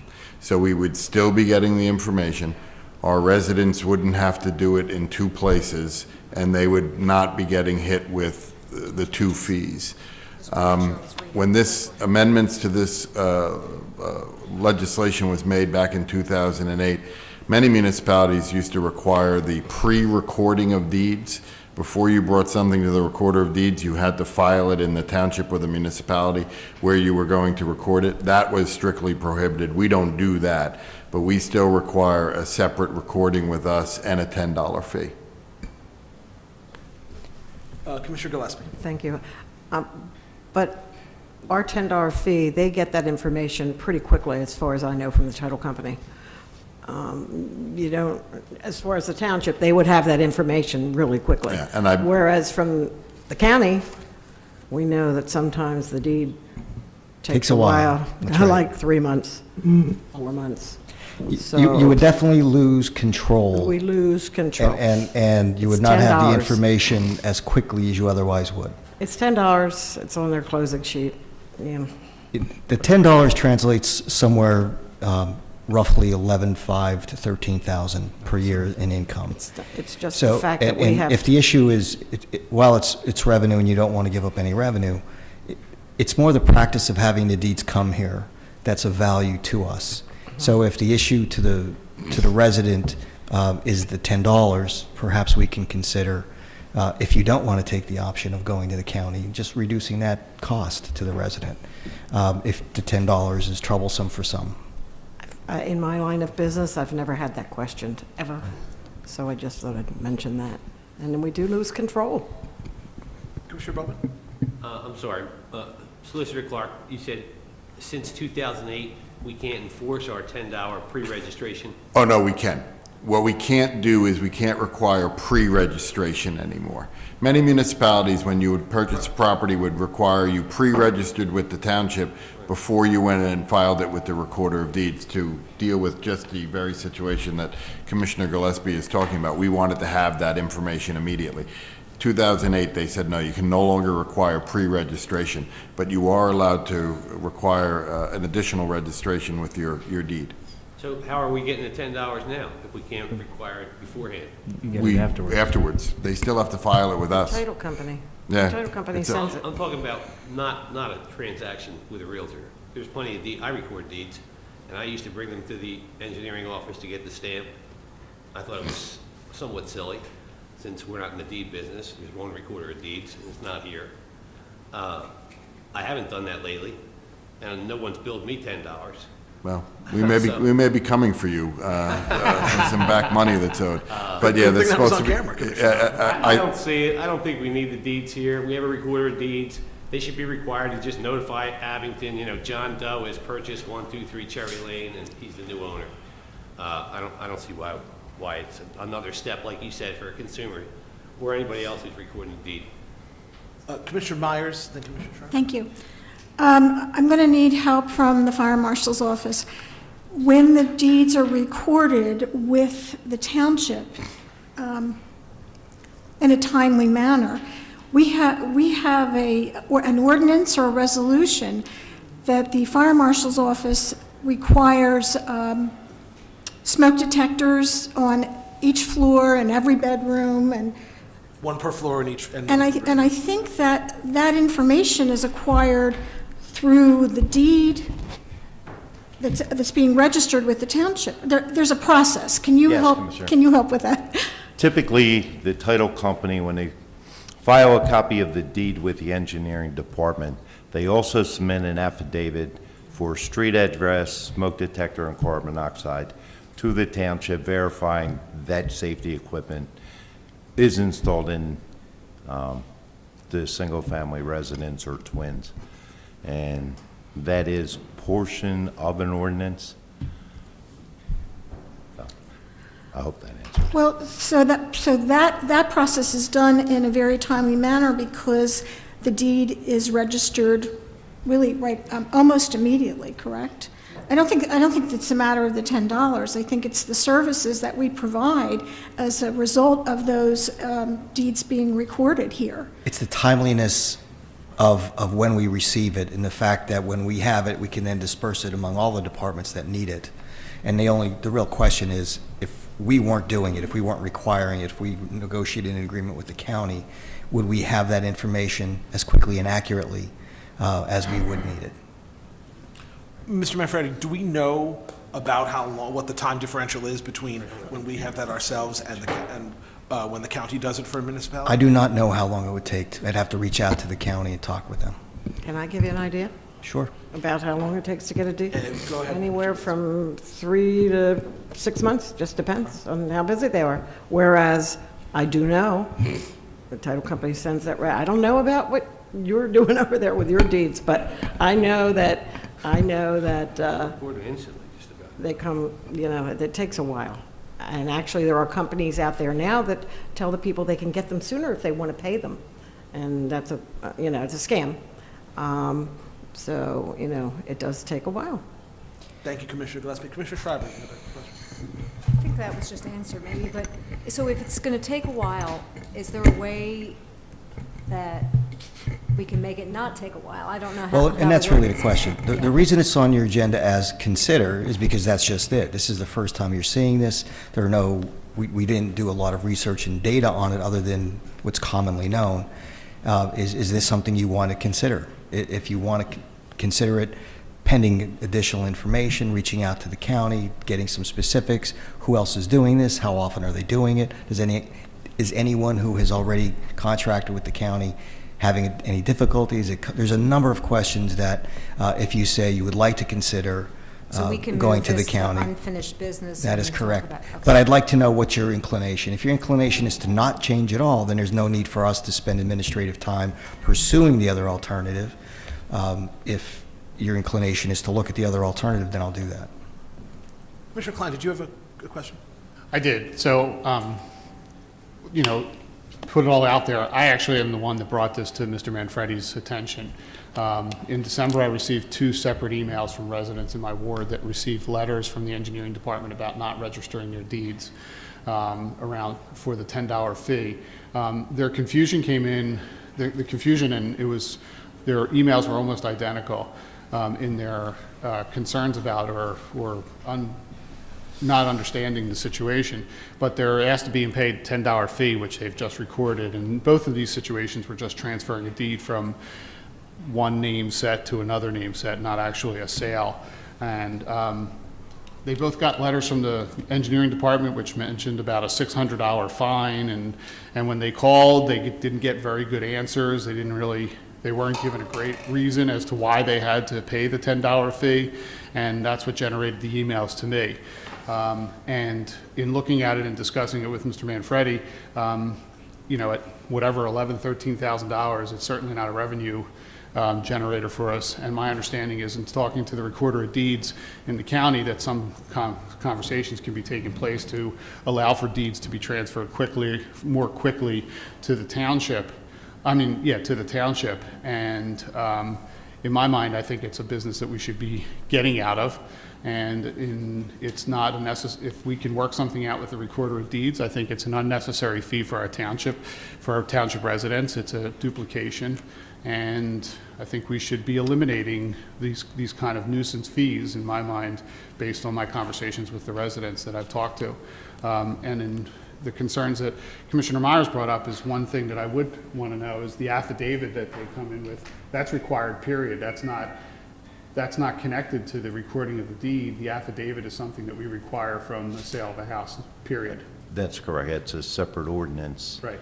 But So that would historically, it's come in with I understand the that, filing. but it would still be a requirement of the sale of a house to get that affidavit.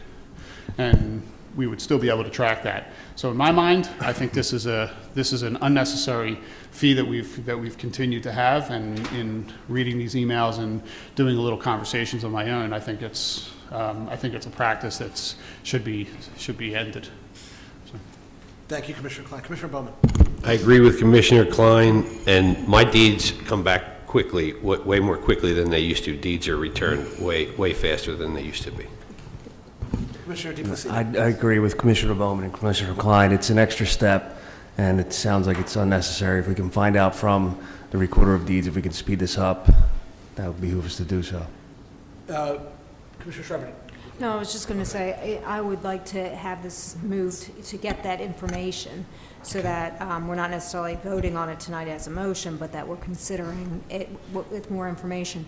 Because it does seem like something that could be removed. It is a nuisance, I think, but I want to make sure there's other concerns like the fire department's concerns and the speed of getting these things is looked into. Okay. Is that the consensus of the committee, that the guidance is? All right, so then if we could, I will do my research, and it'll be a future agenda item. We'll reconsider it. Sounds good. Thank you. Moving on to our final item, PA4. This is a motion to establish a policy authorizing the township manager and township solicitor to approve settling county assessment appeals negotiated by the Abington School District and setting a dollar amount that requires the Board of Commissioner approval, and I so move. Second. Been moved and seconded. Mr. Manfredi, if you could elaborate. Thank you, Commissioner. Solicitor Clark and I will tag team this. Very simply, since the time I arrived here, the school board hires, pays, and sends to virtually every assessment appeal council.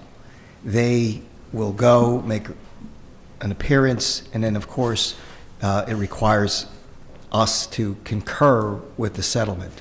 So we will often get requests from the solicitors that handle these matters for the school board, suggested settlements on appeals, which affects our tax revenues. And oftentimes in an assessment appeal, we'll receive something. And I gave you one example here.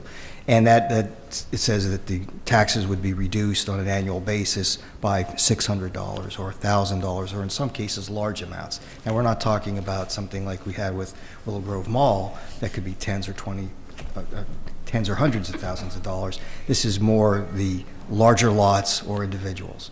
And since there was really no policy established that I could find, I thought it'd be appropriate to bring it to you to grant the solicitor and I authorization to enter into and approve those settlements based upon some threshold that you're comfortable with authorizing us to do that.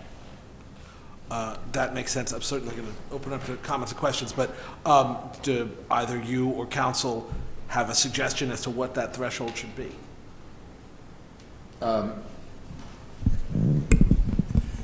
Pretty big. I like pretty big. I'm not sure what the threshold should be. As all of you know, the greatest portion of every tax dollar goes to the school district. There's a reason why the township and the county are usually not very active in tax assessment appeals. It's because the school district gets 87, 88 cents out of every dollar. They normally take the laboring oar, they go out there and get the appraiser, they figure out which ones they're going to do, and the school district, township and the county sort of follow along. I don't think that, I think that with any that are going to be incredibly high, or there's going to be involved a reimbursement from the township, I think the manager and I would have the good sense to bring that to your attention before we did it. But I will tell you that in 20 some odd years of doing this work, I've never seen a township disagree with the school district once on a tax assessment appeal. And again, in light of the fact that they're 88% of the tax dollar. So if you wanted some parameters, I'm sure Rich and I could work on some parameters that if it's going to be a dollar amount or a percentage amount, or if it's amount of the fact that we have to refund money, we can certainly put together some suggestions for you. But obviously, one of the things that is causing us to bring this to your attention is there does not seem to be have ever been a policy for the township to be bringing this to your attention before. And technically, this is settling litigation, and technically you should be voting on this. It seemed as if these were just being signed off on administratively, which isn't proper. So that's the main reason we want to bring this to your attention. Fair enough. I will open this up to questions and comments from the committee. From commissioners in general? Commissioner Sanchez. Manager Manfredi, what kind of volume are we talking here? Like, how often do you get a request for a settlement, or have you seen? It goes in spurts. We've had some months where there were a half dozen, and then there have been months where we have had 0. And I wouldn't say there's a great number of them. I think what the solicitor is recommending is give us the latitude to determine, based upon what the school board has put in front of us, the ability to say yay or nay and determine what makes sense. What makes me uncomfortable with that is, I'm comfortable with that if the board is comfortable with that. But if you say we'll trust your judgment and the school district's negotiating skills and the solicitor's review of that, and that becomes the policy, and that we are to bring anything to you of X number or X percentage of change or anything that seems inordinate, or do you want to establish a threshold that gives you more comfort? That's really the question that I have for you, because I don't feel comfortable without having this discussion. Thank you. Any other questions, comments from commissioners? Are the ones that you say you get like 6 of them at a time or something, what kind of dollar amount are we talking about? Most of them are in that $600, $1,000. The example I showed you was $5,000. There are very few that are in that $100,000 or $600,000 range. I would think that if something comes to a threshold that's going to be a loss of revenue to the amount of $50,000, that'd be something you'd want to know about. But I don't know what threshold you want to establish. So on that lower end, would 5,000 usually be, you said 600 to 5,000? I would say that's a normal kind of amount to come in? If we're looking, in terms of statistics, I would say that a mode would be more of the under $5,000. that happens more frequently. The median would probably be in the $1,000 range. And I think it would be extraordinary for it to be a large sum. I'm just not comfortable signing off on these No, things but- without and you having had I hear this that. stuff. So I'm thinking about this question about threshold, and I'm wondering, if 5,000 then is a comfortable, or 1,000 if you think that's the median, something like that. Certainly every time there's a, I would think if you set a $100, threshold of a loss of tax revenue of $10,000 and above, I think that would be something that we probably wouldn't be here very often. But the reason I say that is, what if there was a flurry of activity and all of a sudden you have 20 homes that are being reduced by 1,000? So to the solicitor's point, it really becomes a question of judgment on our behalf. And also, are you then trusting the school district solicitors to, when they negotiate? And to his point, I will say that having talked with them numerous times, they are very good. And as you can imagine, they work very hard to not give up any nickels for the school district, therefore not for us also. But if you're going to ask me what my recommendation would be, it would be to allow us the latitude to work with the solicitors for the school district, adopt a policy similar to what the school district does, and if it exceeds amount where there'd be a reduction of taxes of $10,000 or more, then it should come back to you.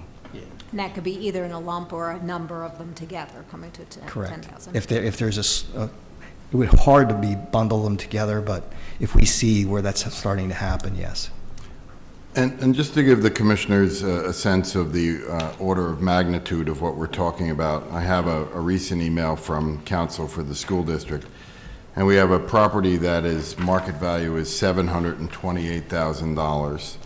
The settlement offer is for the market value to be $601,000, or a reduction in the market value of $127,000. That would result in a tax loss for the township of $290. So, counsel, is it appropriate to, first of all, if we wanted to move forward with the tax revenue loss threshold of $10,000, is that something we would need to amend this motion, or could we just carry this motion through as? I think as moved? in light of the fact that the manager has presented this as setting a dollar amount, I think you don't need to amend it, you would just need to set the dollar amount at if there's lost revenue to the township of in excess of $10,000. That's the way the motion could be made. Okay. Right. And again, with the new way we're doing things, the motion is now it's presented as consider, and so you're allowed to kind of tweak what you're considering as you're moving it forward. That seems, does $10,000 seem reasonable to? Yes. We'll ask the committee first. Commissioner Klein?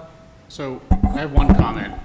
I mean, and correct me if I'm wrong, it's quick math, but $10,000 in township revenue, not $10,000 total revenue between township and school district. We're only Correct. talking about township revenue. Correct. So $10,000 in township revenue is about a $4 million change in correct. value. I mean, that seems like, to me, a large threshold. You're not going to see many of those. I understand that, which means The majority of what we're seeing is the ones where the township is going to lose $150, $290, sometimes where the township gains some money. All of this isn't lost to us, by the way. A lot of it, the change in assessment is us getting additional tax revenue. The school district does a very good job, and their council does a very good job on these tax assessment appeals. So we see increased revenue on some of the ones that we see.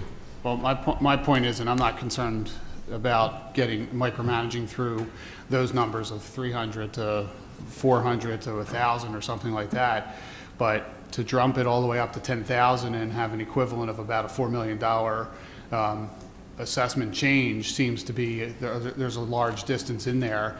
And part of my concern is, and I think we watched it in the recession of 2008, 2009, where there was a score of reassessment requests and bringing down the property values in the township, and none of those, or most of those, would never have fallen into this threshold. And I would be concerned that the board has some information along the property values of the township, because that does affect future budgets. So I'm not so sure that I'm comfortable with a $10,000 threshold. I think that threshold should be closer to 6,000? I would say for example, $4,000 or $5,000. I mean, to be honest with you, I mean That's fine. You know, even at $5,000, you're still talking about a $2 million assessment value difference. And once again, we have very few properties where we would see that kind of assessment change. So I'm not even sure that the number shouldn't be lower. And I think it's not so much to micromanage the decisions that may be being made by staff and council. It's really, I think, a matter of the board seeing any trends that are happening in the township with property values and reassessments. So that's my concern about having the threshold too high. So. And I just using, the reason I use this example in your packet is the Penn State, where the fair market value of 8,554.4 sold to Penn State for 5,450 in August of 2011. The annual loss to the school district was $43,000, and the township annual tax loss was $5,700. So the reason I picked that larger number is because I'm thinking more in terms of the large commercial entities, the Targets, the malls. Those would be the ones that I think would have a greater impact. I don't think that, while I think $5,700 in a tax loss is significant, I don't know that, and I guess my simple question is that the kind of tax loss that you'd want to make that decision on?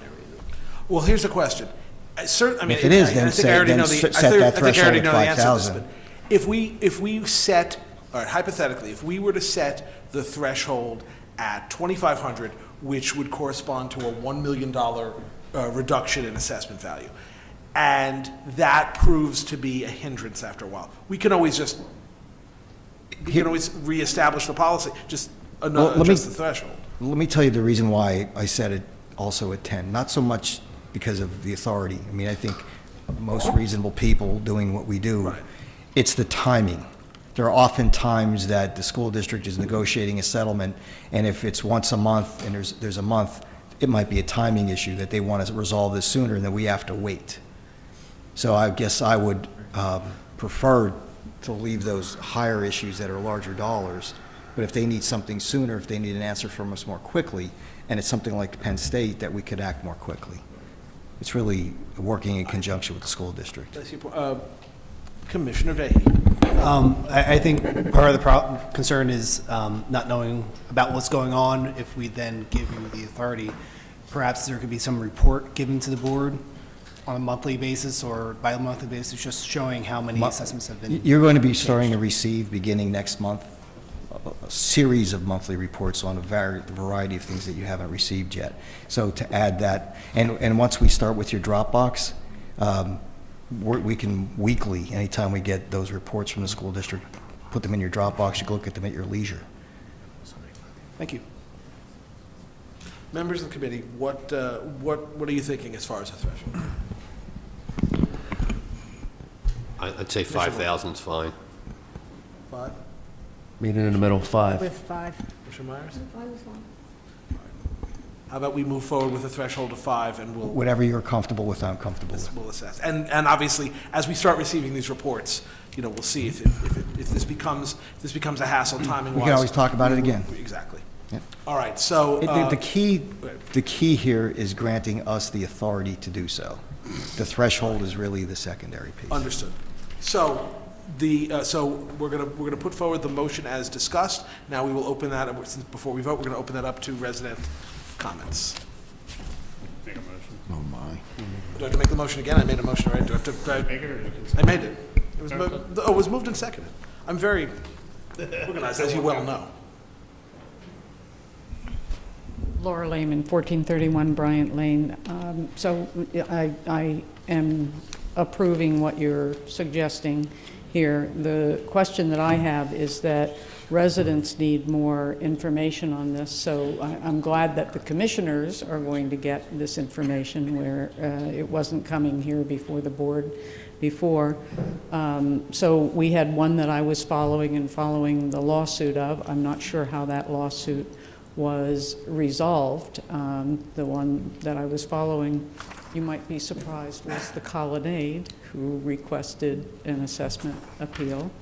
And I do not have information on how that resolved. I've asked for information on various court matters, including court dates and so on, and I seem not to be able to get those. So we have two issues here. One is that I definitely believe that the public needs to know, just as you need to know, and that was brought up, and that's a good idea, that you need to know what the trends are in the township, and the public does, so that should be published somewhere, at least what the trends are, even if you're not publishing the individual properties. And then secondly, the availability of the information from court dockets and court cases.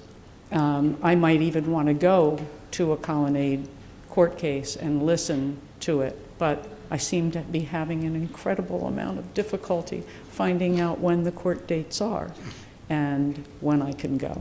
So my question would be, one, is that particular case completely closed at this point? Last I saw it was not. And then two, will that be reported and come before the commissioners, what the result of that was? And then three, how can residents get court dockets and court information? We need some kind of a policy from you to be able to get that. It is our right. These are public hearings. It's our right to go, but we can't find out when they are. So we do need your help in getting that. Okay? Thank you for your So could comments. you answer those questions that I asked? I need to process them. Thank you very much for your comments. Can I get an answer then? I'll go sit down. Can I get an Actually, your answer? time just expired, so it's synchronicity. Thank you for your comments. All right. So you're not going to answer the questions? Thank you for your comments. All right. The motion been moved and seconded. All in favor? Aye. Aye.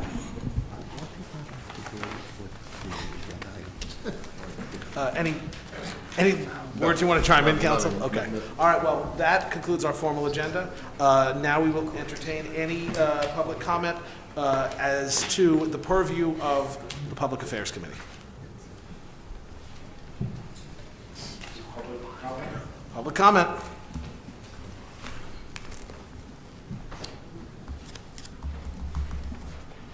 Hello. Hello, good evening. Michael O'Connor, 826 Norfolk Road in Abington, PA. Pardon me, I'm here before you this evening to see if the committee could give me an update on the Manor Woods property. Some of you that are new on the board may not be aware of this, but the township back in 2007, 2008 purchased a 5.5 acre tract from the Summerford Corporation with $2.2 million of county open space money. We've had community meetings, we've had input from different organizations. A master plan was developed and adopted by the board back in 2012. And I think when the board adopted it, you put it in pajamas because it's been asleep ever since. So if you could give me an idea of where we are with this project, myself and former Commissioner Jay O'Connor, and also along with former Township Manager Tom Conway, put a lot of time and energy into procuring this property, and we have a plan that's been, like I said, it's been adopted. Is there any plan on moving forward and implementing this plan? I will admit to you, I don't know off the top of my head, but I would imagine, Manager Manfred, is this something you want to speak to right now? Or? Well, actually, Mr. O'Connor and I spoke once, and we are trying to schedule a meeting so that he can educate me and show me the property and talk to me about it. And I know that, frankly, we just haven't been able to get that done yet. So that is something that we do need to get. I have no information about this, and he was going to educate me. So I was, if you know nothing, then perhaps. I don't like admitting when he's the only one who has. I do not know the status of Manor Woods at all. I freely admit that. Well, is the Parks Department here? Director Earls, is there something that? That is the property right across from Applethorpe Manor, and I know they have the plan, and you're right, nothing has been done with it right now, but we can pull that out and look at it. Right now, it is just being left as open space. There's a lot of wetlands in there, a lot of tree build. So it is open space money, so there's a lot we can or can't do with it.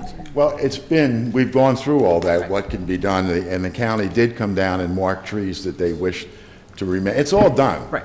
It only needs to be implemented. The plan has been done, the trees have been marked, what we can clear out and scrub and get rid of has been established. It's here, it's ready to go, it just needs implementation from the board. It sounds like, if I apologize, but it sounds like, possibly as few as one meetings between you three gentlemen can get things moving again. Okay. And also, this is embarrassing. Is this property in Ward 3 or in Ward 7, or is it Ward 3? Ward 3. Okay. It's right across the street from the main entrance of Applethorpe Park. I should know. About 5 acres. Right. All right, well, it sounds like a meeting will get things moving again. Okay. We just really need to get a schedule. Commissioner Well, that was Spiegelman, simple enough. I might suggest that Mr. the Chairman? commissioner or the ward should be involved also. I plan to attend that meeting. That's why I asked. 'Cause I literally forgot which ward it was in. Commissioner Myers. Before we move on to more comment, and Mr. O'Connor, Mike, would you stay for a second? You're absolutely correct, and we have other parks that we've done a master plan on, and no action has been taken. I've always been told it's funding, and that certainly is always the bottom line. So I would like to add to the list Crestmont Park. We did a master plan for Crestmont Park. I'd like to add that to the list to take a look at that long-time master plan done. Commissioner Luker, are you okay with that? Well, part of that involves the clubhouse that's currently under construction. That's yes. almost complete, so that was the lion's share of that, so, but to your point, that's correct. There are other things. And Commissioner Zapone, I think Hillside, wasn't there a master plan done for Hillside? Yep. We've done a lot of master plans, and we have not had the funding to do the implementation. And to Mr. Van Struthers, speaking on his behalf, he did a marvelous job with the clubhouse on Crestmont Park. So I had talked to former Commissioner Michael O'Connor that possibly something similar to that could be done, where he's bringing up now the Summerford property, and suggests that he possibly contact Commissioner Rothman to see if that was possibly something doable in the future. Like I said, we already have a plan. All right. Yeah, that's the issue. Understood. Look, it sounds like very straightforward. There will be some meetings between Manager Manfredi, Director Oles, and the various ward commissioners, and anyone else necessary to discuss the statuses of these various projects and how to fund them moving forward. Seems like a good course of action. Any other comments from residents? Laura Lehman, 1431 Bryant Lane. So the very first thing I would ask is the residents along, I think it's Douglas Avenue there, have been incredibly distressed over the plan that does exist because it affects them very directly in their backyards, and the noise and the traffic and the hours and all of that. So I would ask very definitely that any meeting that you have, that you please include all of those neighbors in that neighborhood, not just the ones that back up, but also the ones across the street and the ones that are going to be experiencing the traffic and the noise and the other things. So the second thing is that let me just say, the second thing is I have a commissioner who has refused again and again to answer any regular, normal questions. Now, as you know, he was sitting out here alone tonight while you were in discussing, because I'm sure he had to recuse himself. And because he had to recuse himself, all of those issues that he had to recuse himself from, I had no commissioner to help me navigate through that. And now I have a commissioner who seems to, out of spite, because I have mentioned some of those things, he is not sending me his newsletter. He didn't notify me of the meeting recently, although he notified others. And that's completely inappropriate.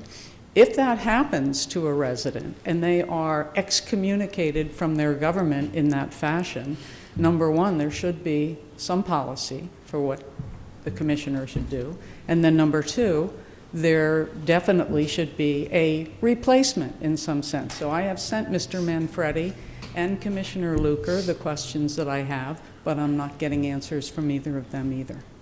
So this is not acceptable. Also tonight, in the packet, but not discussed, which should have been discussed tonight, it says for information only, there are changed rules for speaking, where we have consent things on the agenda. Where is it here? Where we have consent things on the agenda. So the agenda will have consent items that look like you're not going to discuss them at all. They also have things where people can... Your 3 minutes have expired. Okay. So my problem that I'm discussing with you is communication. And so you're cutting off the communication while you have let many, many people go on way past their 3 minutes, as you know. Okay?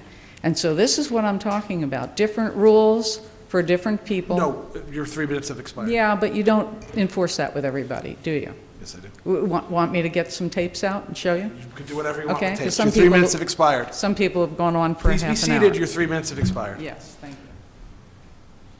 Any other comments from residents? All right. Then I will entertain a motion to adjourn. Motion to adjourn. EAGL, yes. Eagles. Standing there like an idiot. Very much like We'll now call to order the January 31st, 2018 meeting of the Public Works Committee of the Abington Township Board of Commissioners. May I have a roll call, please? Commissioners Hecker? Here. Brockman? Here. Sakoe? Here. Bowman? Here. Here. Thank you. First item of business is a motion to approve the minutes of the December 6, 2017 Public Works Committee meeting. May I have a motion? So moved. Second? Second.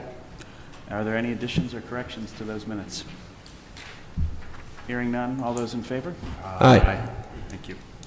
Public Works Committee has one official item of business this evening, PW1.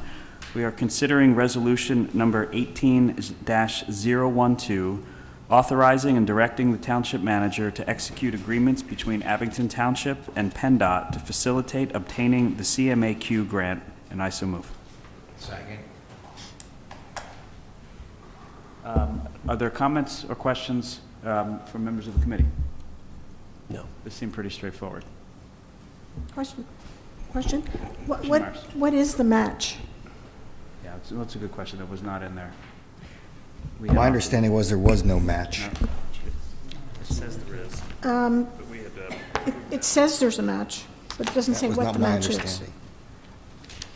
I do not have that answer, because Okay, 20. 20%. Okay. Any other comments or questions from commissioners? Okay. Any comments from members of the public? Hearing none. All those in favor? Aye. Thank you. That concludes our formal agenda. We will now entertain comments on general matters of public works from members of the audience.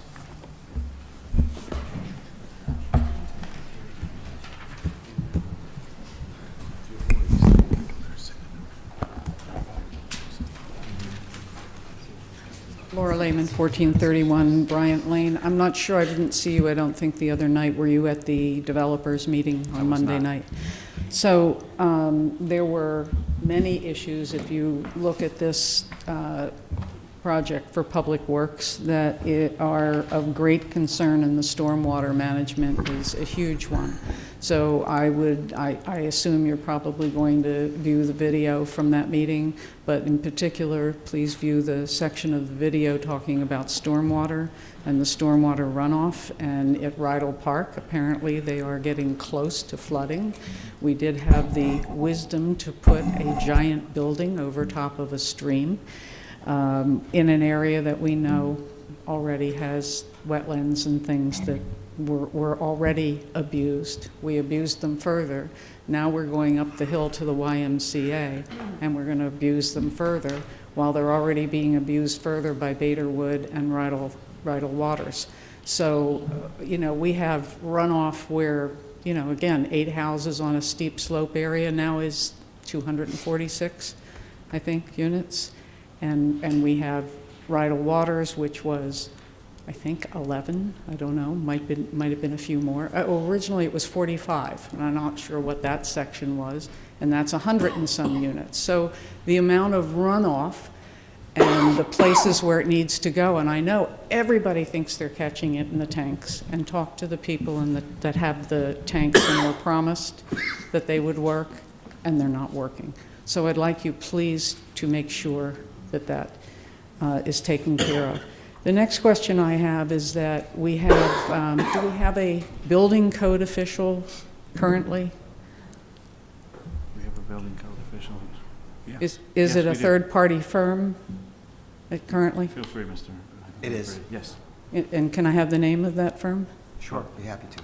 Yeah, the township manager will get that If to you you. touch base with Mr. Pennikel in the morning, he'll provide it to you. Well, could we have it in this meeting? I would like, No. I would like for others to hear the name of this firm in this meeting. So this is a public comment period, and you are now asking repeated questions. You've done this repeatedly Well, all evening. And I'm so asking a your 3 minutes question- are nearly up, and so if you have another comment to make, you are welcome to do so. So Otherwise, I'm gonna asking a invite- question that is very normal and ordinary, that somebody So- would ask what the name of the building code official firm is, and you're telling me that I'm being obtuse in some way? I said you- I believe that people need to know the name of this firm, to look up the reputation of this firm, and to care about this matter, because we had some very, very serious concerns. Okay? So you're going to withhold that. I assume you know. I'm not I withholding. assume you had to Do you approve have this any firm. other comments to make before you sit down? Unbelievable. Thank you. Any other comments from members of the audience? Hearing none, I will entertain a motion to adjourn. Motion to adjourn. Thank you. Oh, yeah, right here. I'd like to call the meeting to order for the Public Safety Committee meeting for January 31st. And can I have a roll call, please? Here. Here. Here. Here. Here.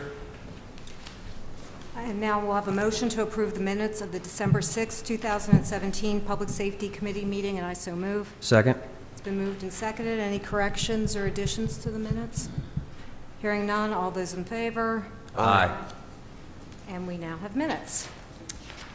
We have soon-to-be new chief.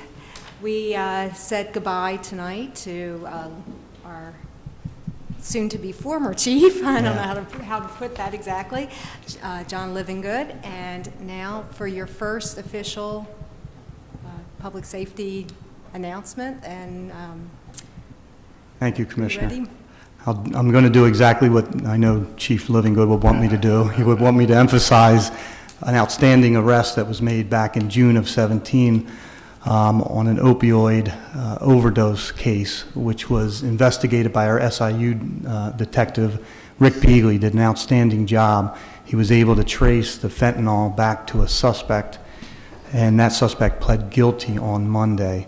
So may Jacqueline Hearn, the 58-year-old victim of this fentanyl-laced heroin, can rest a little bit in peace knowing that we have a guilty plea here. Nice job all around.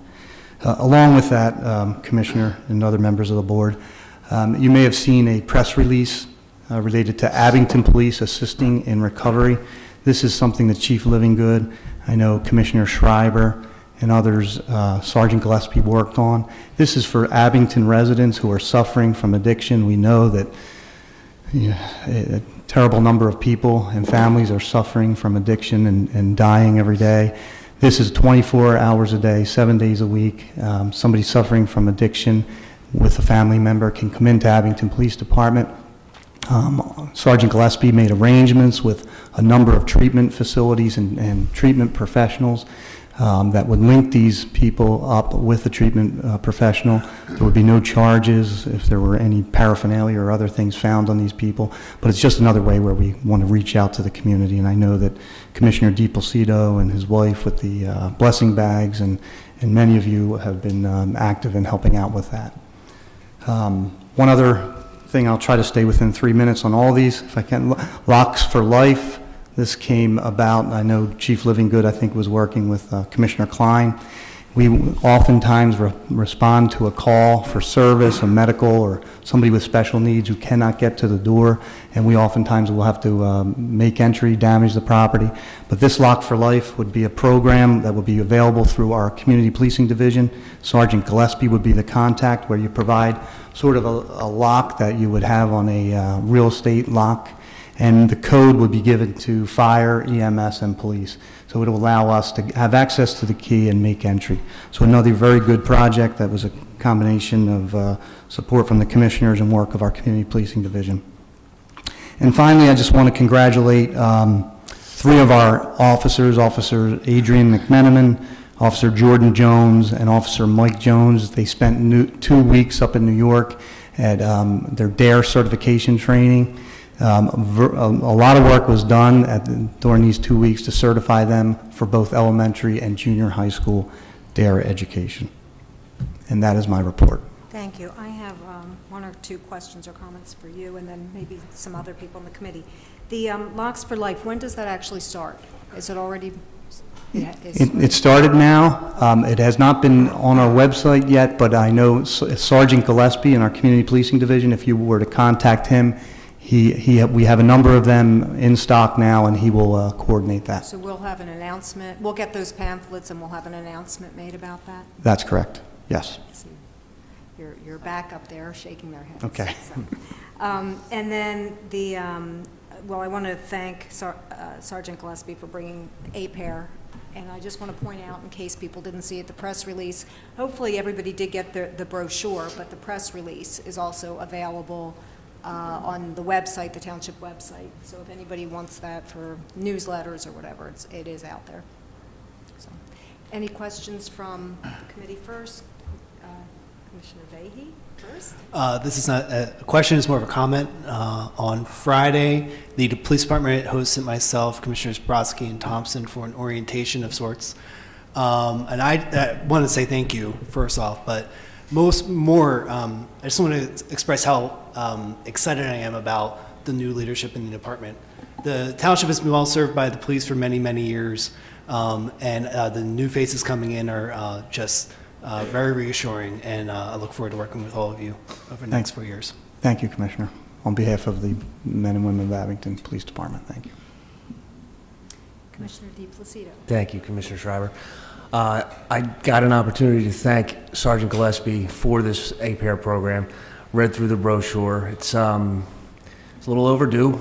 We tried this out about a year and a half ago, and certainly the rules have changed with the numbers of deaths that increase year to year. So I'm going to thank him again for that. I just had a couple quick questions about the pamphlet itself. Yes. And you don't have to answer this. I actually, Roger said that I could talk to him offline, but there wasn't anything in there about if someone who, it did say something, if you had illegal drugs on your person, you would be able to turn them in, and no real repercussions after that. However, I was wondering about like someone who had a warrant for their arrest and also had that and also needed treatment.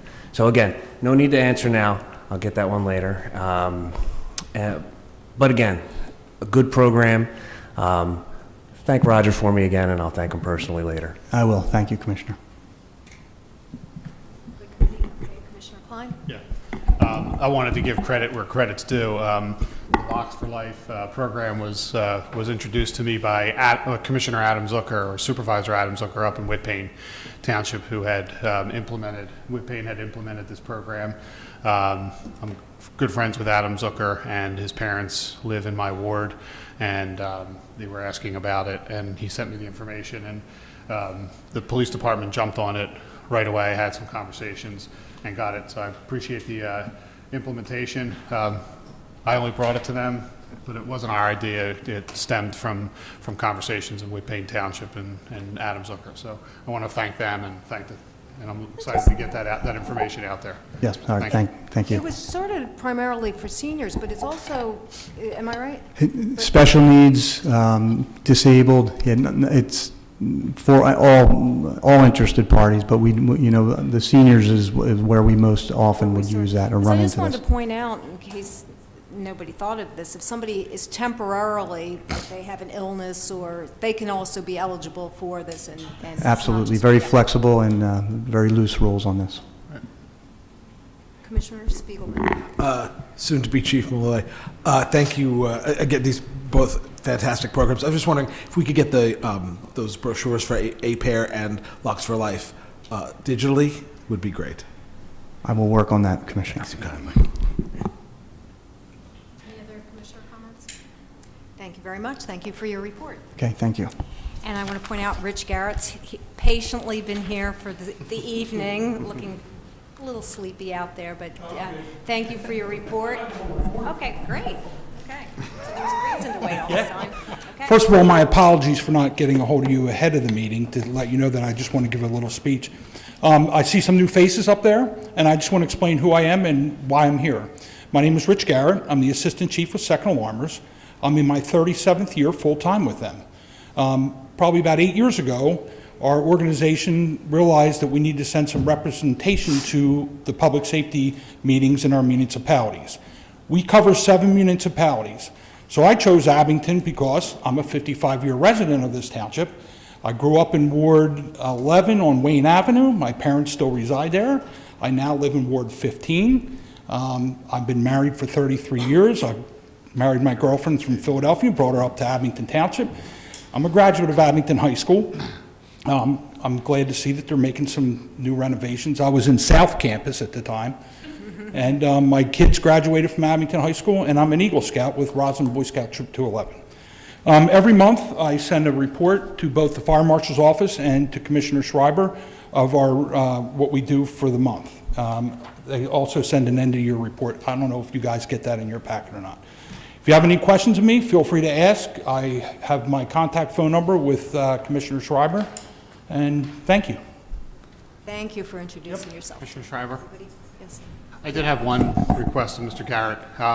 Back on December 8th, and I think this is actually the first committee meeting since the meeting happened, but back on December 8th, the Montgomery County Emergency Management had a presentation about their about the implementation of the Priority 1 call system that they're going to put up. I was there with our emergency management team, Tom McEnany. So I was wondering if sometime in the future we can get a presentation coordinated with Mr. McEnany about Priority 1 calls and the changes that are being implemented by the county, and how that affects the fringes, not necessarily within the township, but the fringes of the township, and some of the issues that we had in Huntington Valley way back when, because I know that this is part With of the that. mutual aid plan? What's that? Is that regarding the mutual aid plan we had? Okay. Yeah, so, not now, because it takes more time, but if you could get together, I think that's something interesting that would be good for the board to understand. I think the manager has a comment about that as well. We have met several times already with the team from Second Alarmers and Tom McEnany. We're waiting on some additional information. I expect the whole issue is going to be brought to you on what position they think we should take as a township, and it's probably going to be March. Okay, So it will we actually be are, on the agenda. it would be an agenda item. Okay. It's really, we're taking their lead. Thank you. Thank you. Any other questions or comments to Rich here? No? Thank you so much. And as always, we have representatives from the fire department as well, in the back. Any report? Thank you. Thank you for being here. Okay, now we're going to move on to our actual agenda. PS1 is to consider appointing Abington Auto Care and Lindley Towing LLC as the duty tow companies for 2018, and I so moved. Second. Am I moving on a consider? I'm not sure what our protocol is on that. Oh, no, you can move on it. Okay, and I so move, and it was seconded. Any comments from commissioners? Yes, Commissioner May. Who are the current duty tow operators? Al, do you want to?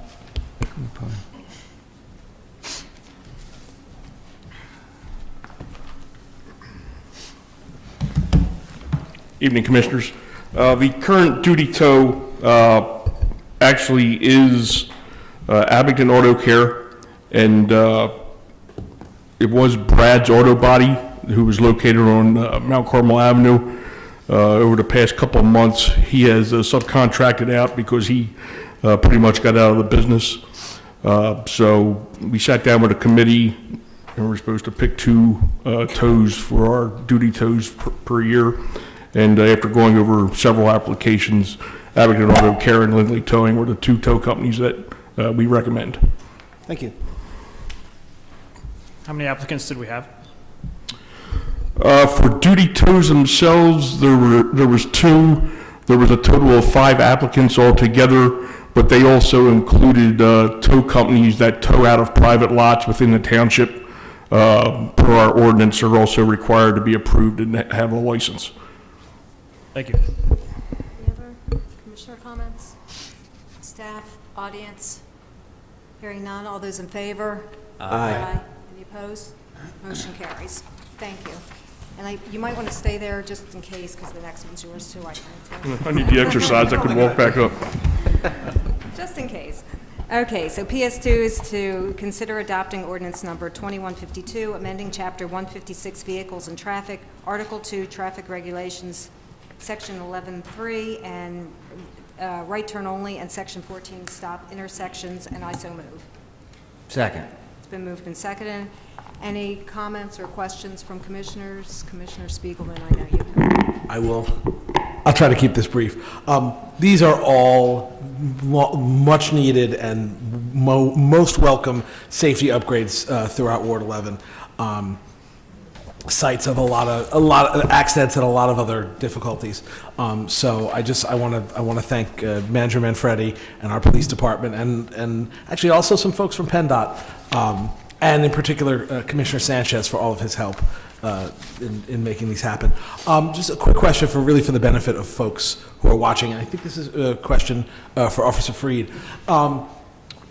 Just so folks know, in the case in particular of the stop signs, once the stop signs are, once the ordinance is adopted and the ordinance is amended and those stop signs are approved, how long before they go up with the red flashers for the first 30 days?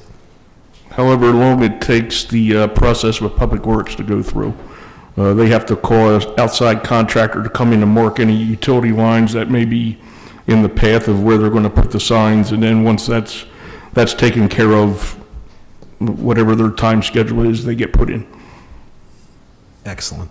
Thank you very much. So even though it's not on the actual ordinance this time, this is on Horace Avenue, on Highland Avenue, and Rockwell at Jericho. And I wanted to point out that we had a change that was sent in case people didn't read this, put in front of us, that the stop sign being installed at Highland Avenue and Canterbury is a four-way stop, but it's actually a three-way stop. Right? So, yeah. I'm just curious. You're talking Rockwell at the bottom of the hill. So those people. I'm sorry, what was that? So Rockwell, you're talking at the bottom of that hill when they just come off the light. Rockwell and Jericho? Yeah. No, that's correct. Wow. There's also, Commissioner Schreiber, if I may. Since I drive that every day, that seems. Me too. If I may, Commissioner Schreiber. There are also going to be there's going to be additional cautionary signage and markings that we're talking about putting in conjunction with these signs, for folks coming down the hill. My concern is more that fence on the corner that I have to pull out every day. That's a bigger concern to me. Commissioner Gillespie, that I know the fence you're talking about. That fence That fence was fully measured and permitted. That's dangerous. So I think it's good that we're going to have the flashing lights there, because I know like when the lights change, or when the stop signs changed on Bradfield there, that was very confusing to people for quite a while, and I think this might be as well, so. Any other? Commissioner Myers. I'd also like to address the Rockwell Road. John, I certainly know that's your ward. I can't imagine that anyone who travels down that hill asked for a stop sign there. And the concern isn't that you don't know that it's there, but what's the grade of that hill, and what's the difference in distance between the light and the stop sign? And did PennDOT approve this? Rockwell's not straight like PennDOT did not put up any obstacles to the installation of the stop sign. Even though when you're coming down from that light, you really can't, they better be familiar. There's a hill and it flattens out a little bit. Look, there is a hill, but it And flattens it's out not a little bit. straight, like Bradfield is very straight, you get it, you know? It Rockwell's not is a complicated intersection, and one where there have been a significant number of reportable crashes. The block next to it has a stop sign, a three-way stop already? No, isn't there? Rockwell and Wheat Chief already has a four-way stop sign, yes. So this is the next block? It's correct, it's the next block up. It's the next block in between Going Wheat Chief one street. and Edge Hill. Has there been any consideration to doing something to the roadway so that it's not so slippery? I think the concern is that it's with a stop sign, and if you have a green light and you're heading only the one direction down the hill, which is what way? Which is Downhill. Eastbound, which is down. That if you have one or two cars at the stop sign, you're going to be stacking up. Was there any consideration made to rough the road so that it's not so slippery? I mean, that's a significant grade. Some of the things that were discussed with PennDOT was that signage, you know, the typical chevrons as you come down the hill with street markings so that people are alerted to the fact that they're coming into a curve and they need to slow down, whether it's going to be slow, you know, or curve or some sort of something to indicate to people that they need to slow down. There has been no discussion to milling out or grooving, or whatever you choose to do in the pavement itself. Certainly no rumble strips. Thank you. That's what I was. Is that a possibility? Is that a wise thing to do? Because if you just even have a little bit of slippery sliding, you're not going to be able to stop for that stop sign. The concern with putting things like that in, the neighbors will begin to complain immediately. Because of the noise. That happened on Susquehanna Road near Washington Lane. That they ended up repaving that. Complain immediately. Okay. Cars are hitting each other, won't they? It'll be real loud. Yeah, I understand. Did you have another comment? Commissioner Myers? Nope. It is what it is. And Al, are you comfortable with this?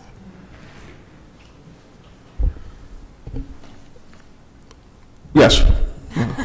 That'll be my answer. Okay. Commissioner Mayhew. Has there been any engineering or traffic studies conducted about this?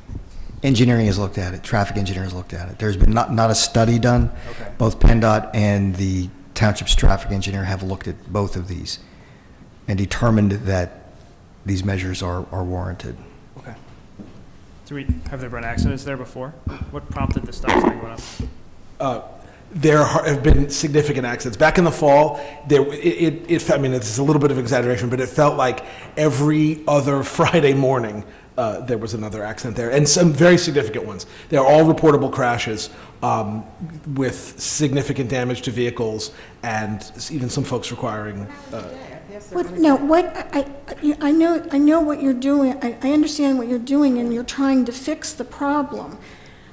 But were the crashes because someone ran the stop sign, or is there a blind spot? What was the cause?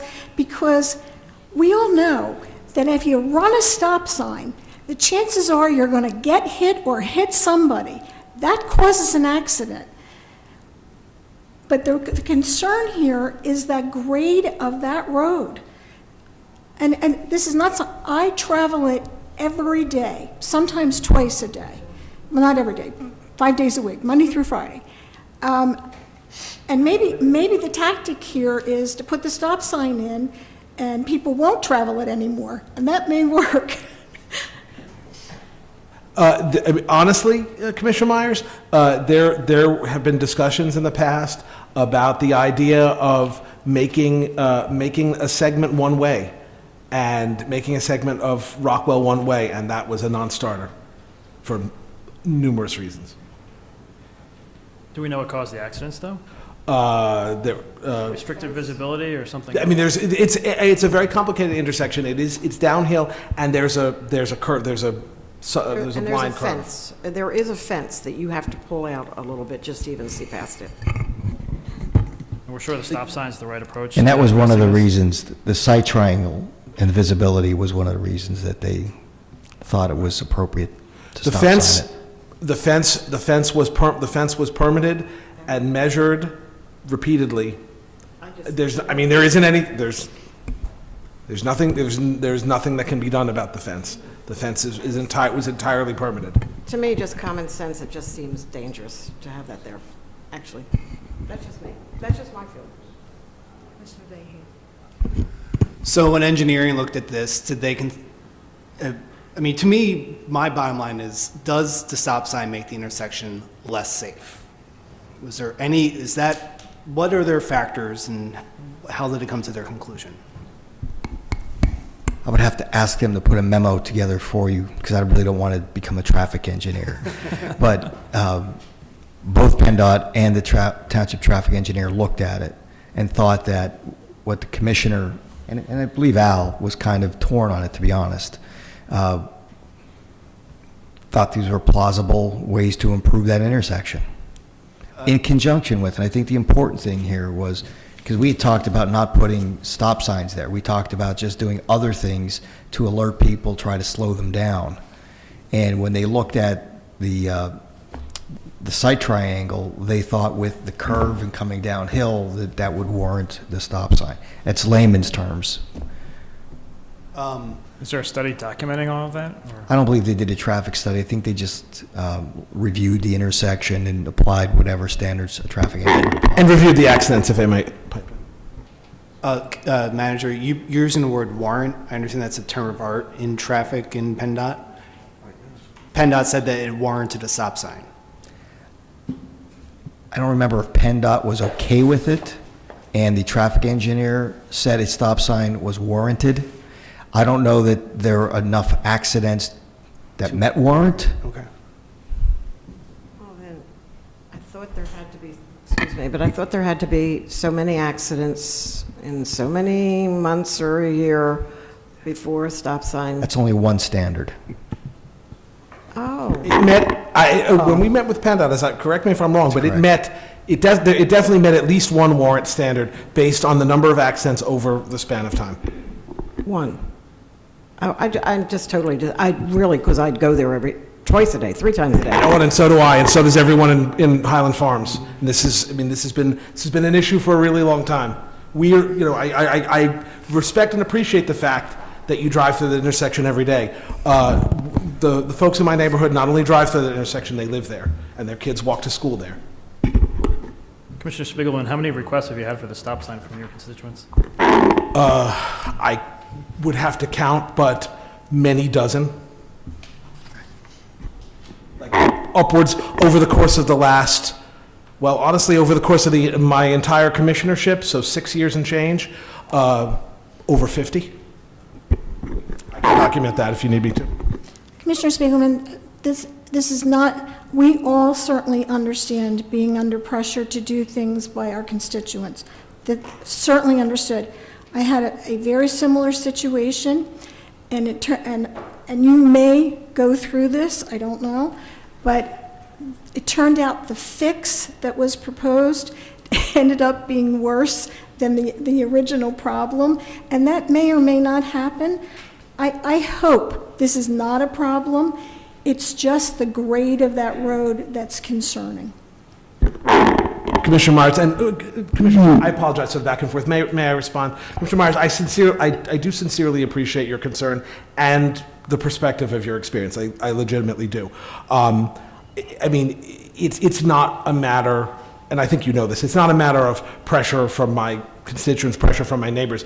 It's a matter of trying to solve this problem, because this is a problem that affects everyone in my neighborhood, and my neighborhood is the single largest neighborhood in Ward 11, so it affects an awful lot of people in the ward that I represent.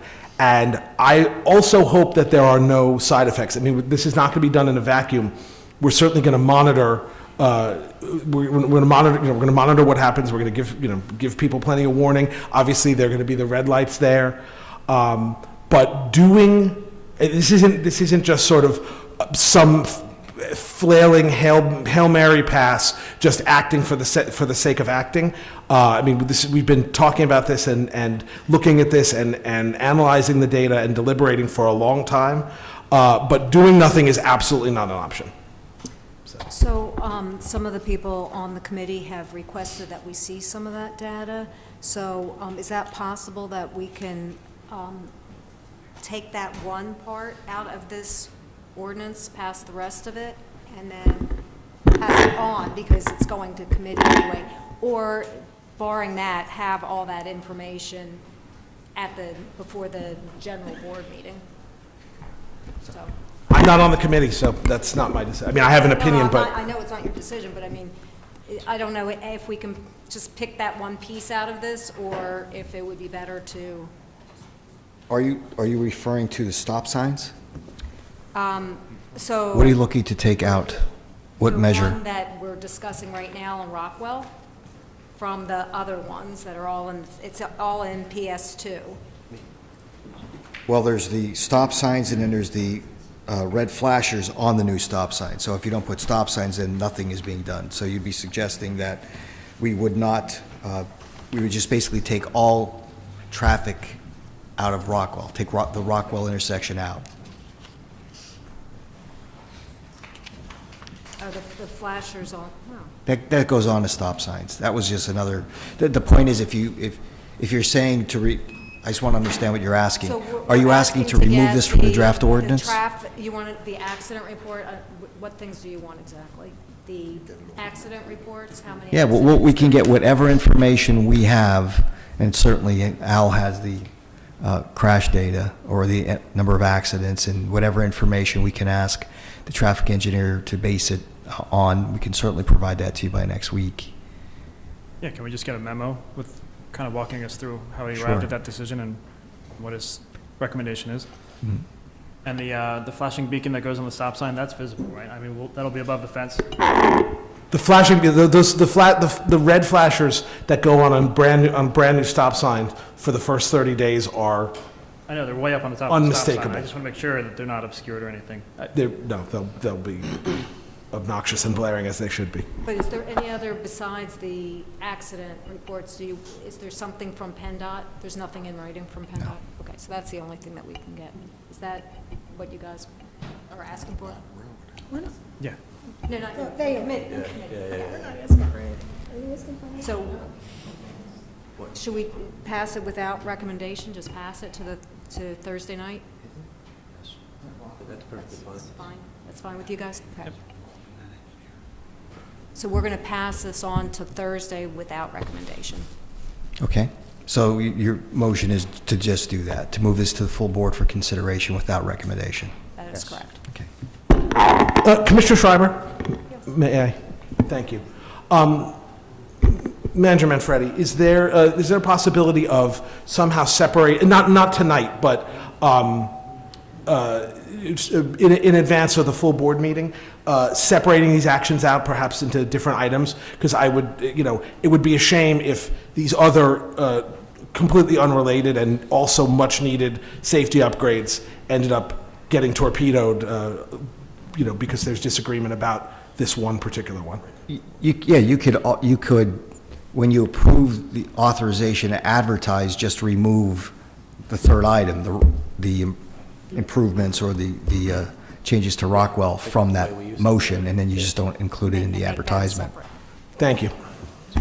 Can I have one other point?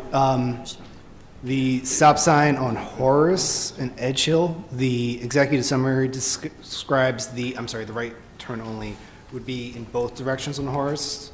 That's the way it's described on the executive If you're going summary. up Horace, you would not be able to make a right-hand turn, only traveling up. Okay, so. I'm not sure we're which doing direction both- that is. We're not doing on both sides of Edge Hill. When you are traveling up Horace, when you get to Edge Hill, is that what you're referring to? No, I understand, but there's a You would not be able to discrepancy make a left. between the executive summary and the proposed ordinance. The executive summary, I believe, describes no right turn only on both sides of Edge Hill, whereas the ordinance only says going up the hill. If I could, I think what's written in there is that the signage will be put on both sides of the road to make the motorists more aware that they can only make the right Got it. turn there. Thank you. So, That's much needed. That's really good. So, we vote? We didn't vote. Okay, so we're voting on sending it on without recommendation. All those in favor? Aye. Any opposed? Okay, motion carries. Thank you. And now we're to the public comment section of public safety. Are there any comments from the public? 3 minutes, name and address. We're just about to say name, address in 10 minutes, right? Okay, Laura Lehman, 1431 Bryant Lane. So most of you know that I've been doing this for 13 years, and it has been a grad school education. What I learned is that the way things that shouldn't happen are done is that information is withheld from the people who would like to change that. And so they don't have ample information in order to do that. So I decided that some of the things that so desperately needed changing were going to get, I was going to find out how to get the information, and I was going to get it. I got it through Right to Knows, I got it through various other outside sources. But as with tonight, the simplest question, what's the name of our new building code official, the firm that's taken over that job? I haven't seen it here for approval. I assume it's approved already, otherwise we would have no building code official. I can't imagine that you would withhold that information. I can't even imagine that. Our safety matters, because if we're not watching what's being done, as you know, we've had a whole lot of things in this township that shouldn't have been done. Attorney General investigations notwithstanding. So it's very important. It's important to our safety that we have communication, that when a resident tells you we have a safety problem, that you create a manner in which that can be resolved, rather than saying, thank you for your comments, now go away. And that's what we're getting from this. This is, it is totally unbelievable. We have the new public speaking rights that are here. I'm not quite sure how these were, I have been asking for you to publish the public speaking rights with the agenda so people knew. So this looks like an attempt to do that, but these aren't the ones that were passed. So, yes, they were. We have in there something called a consent agenda item, where, really? And that's in the rules. Then some rules were passed that I wasn't around, because I certainly know those rules inside out because I rallied the residents to actually stand up for them. So if these are the rules, I'll apologize, which I do when I'm wrong, and I will go home and I will check that.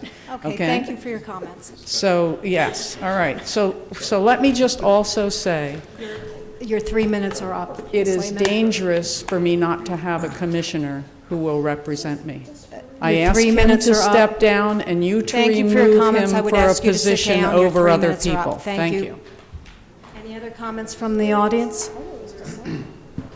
Hearing none, call for adjournment. Second.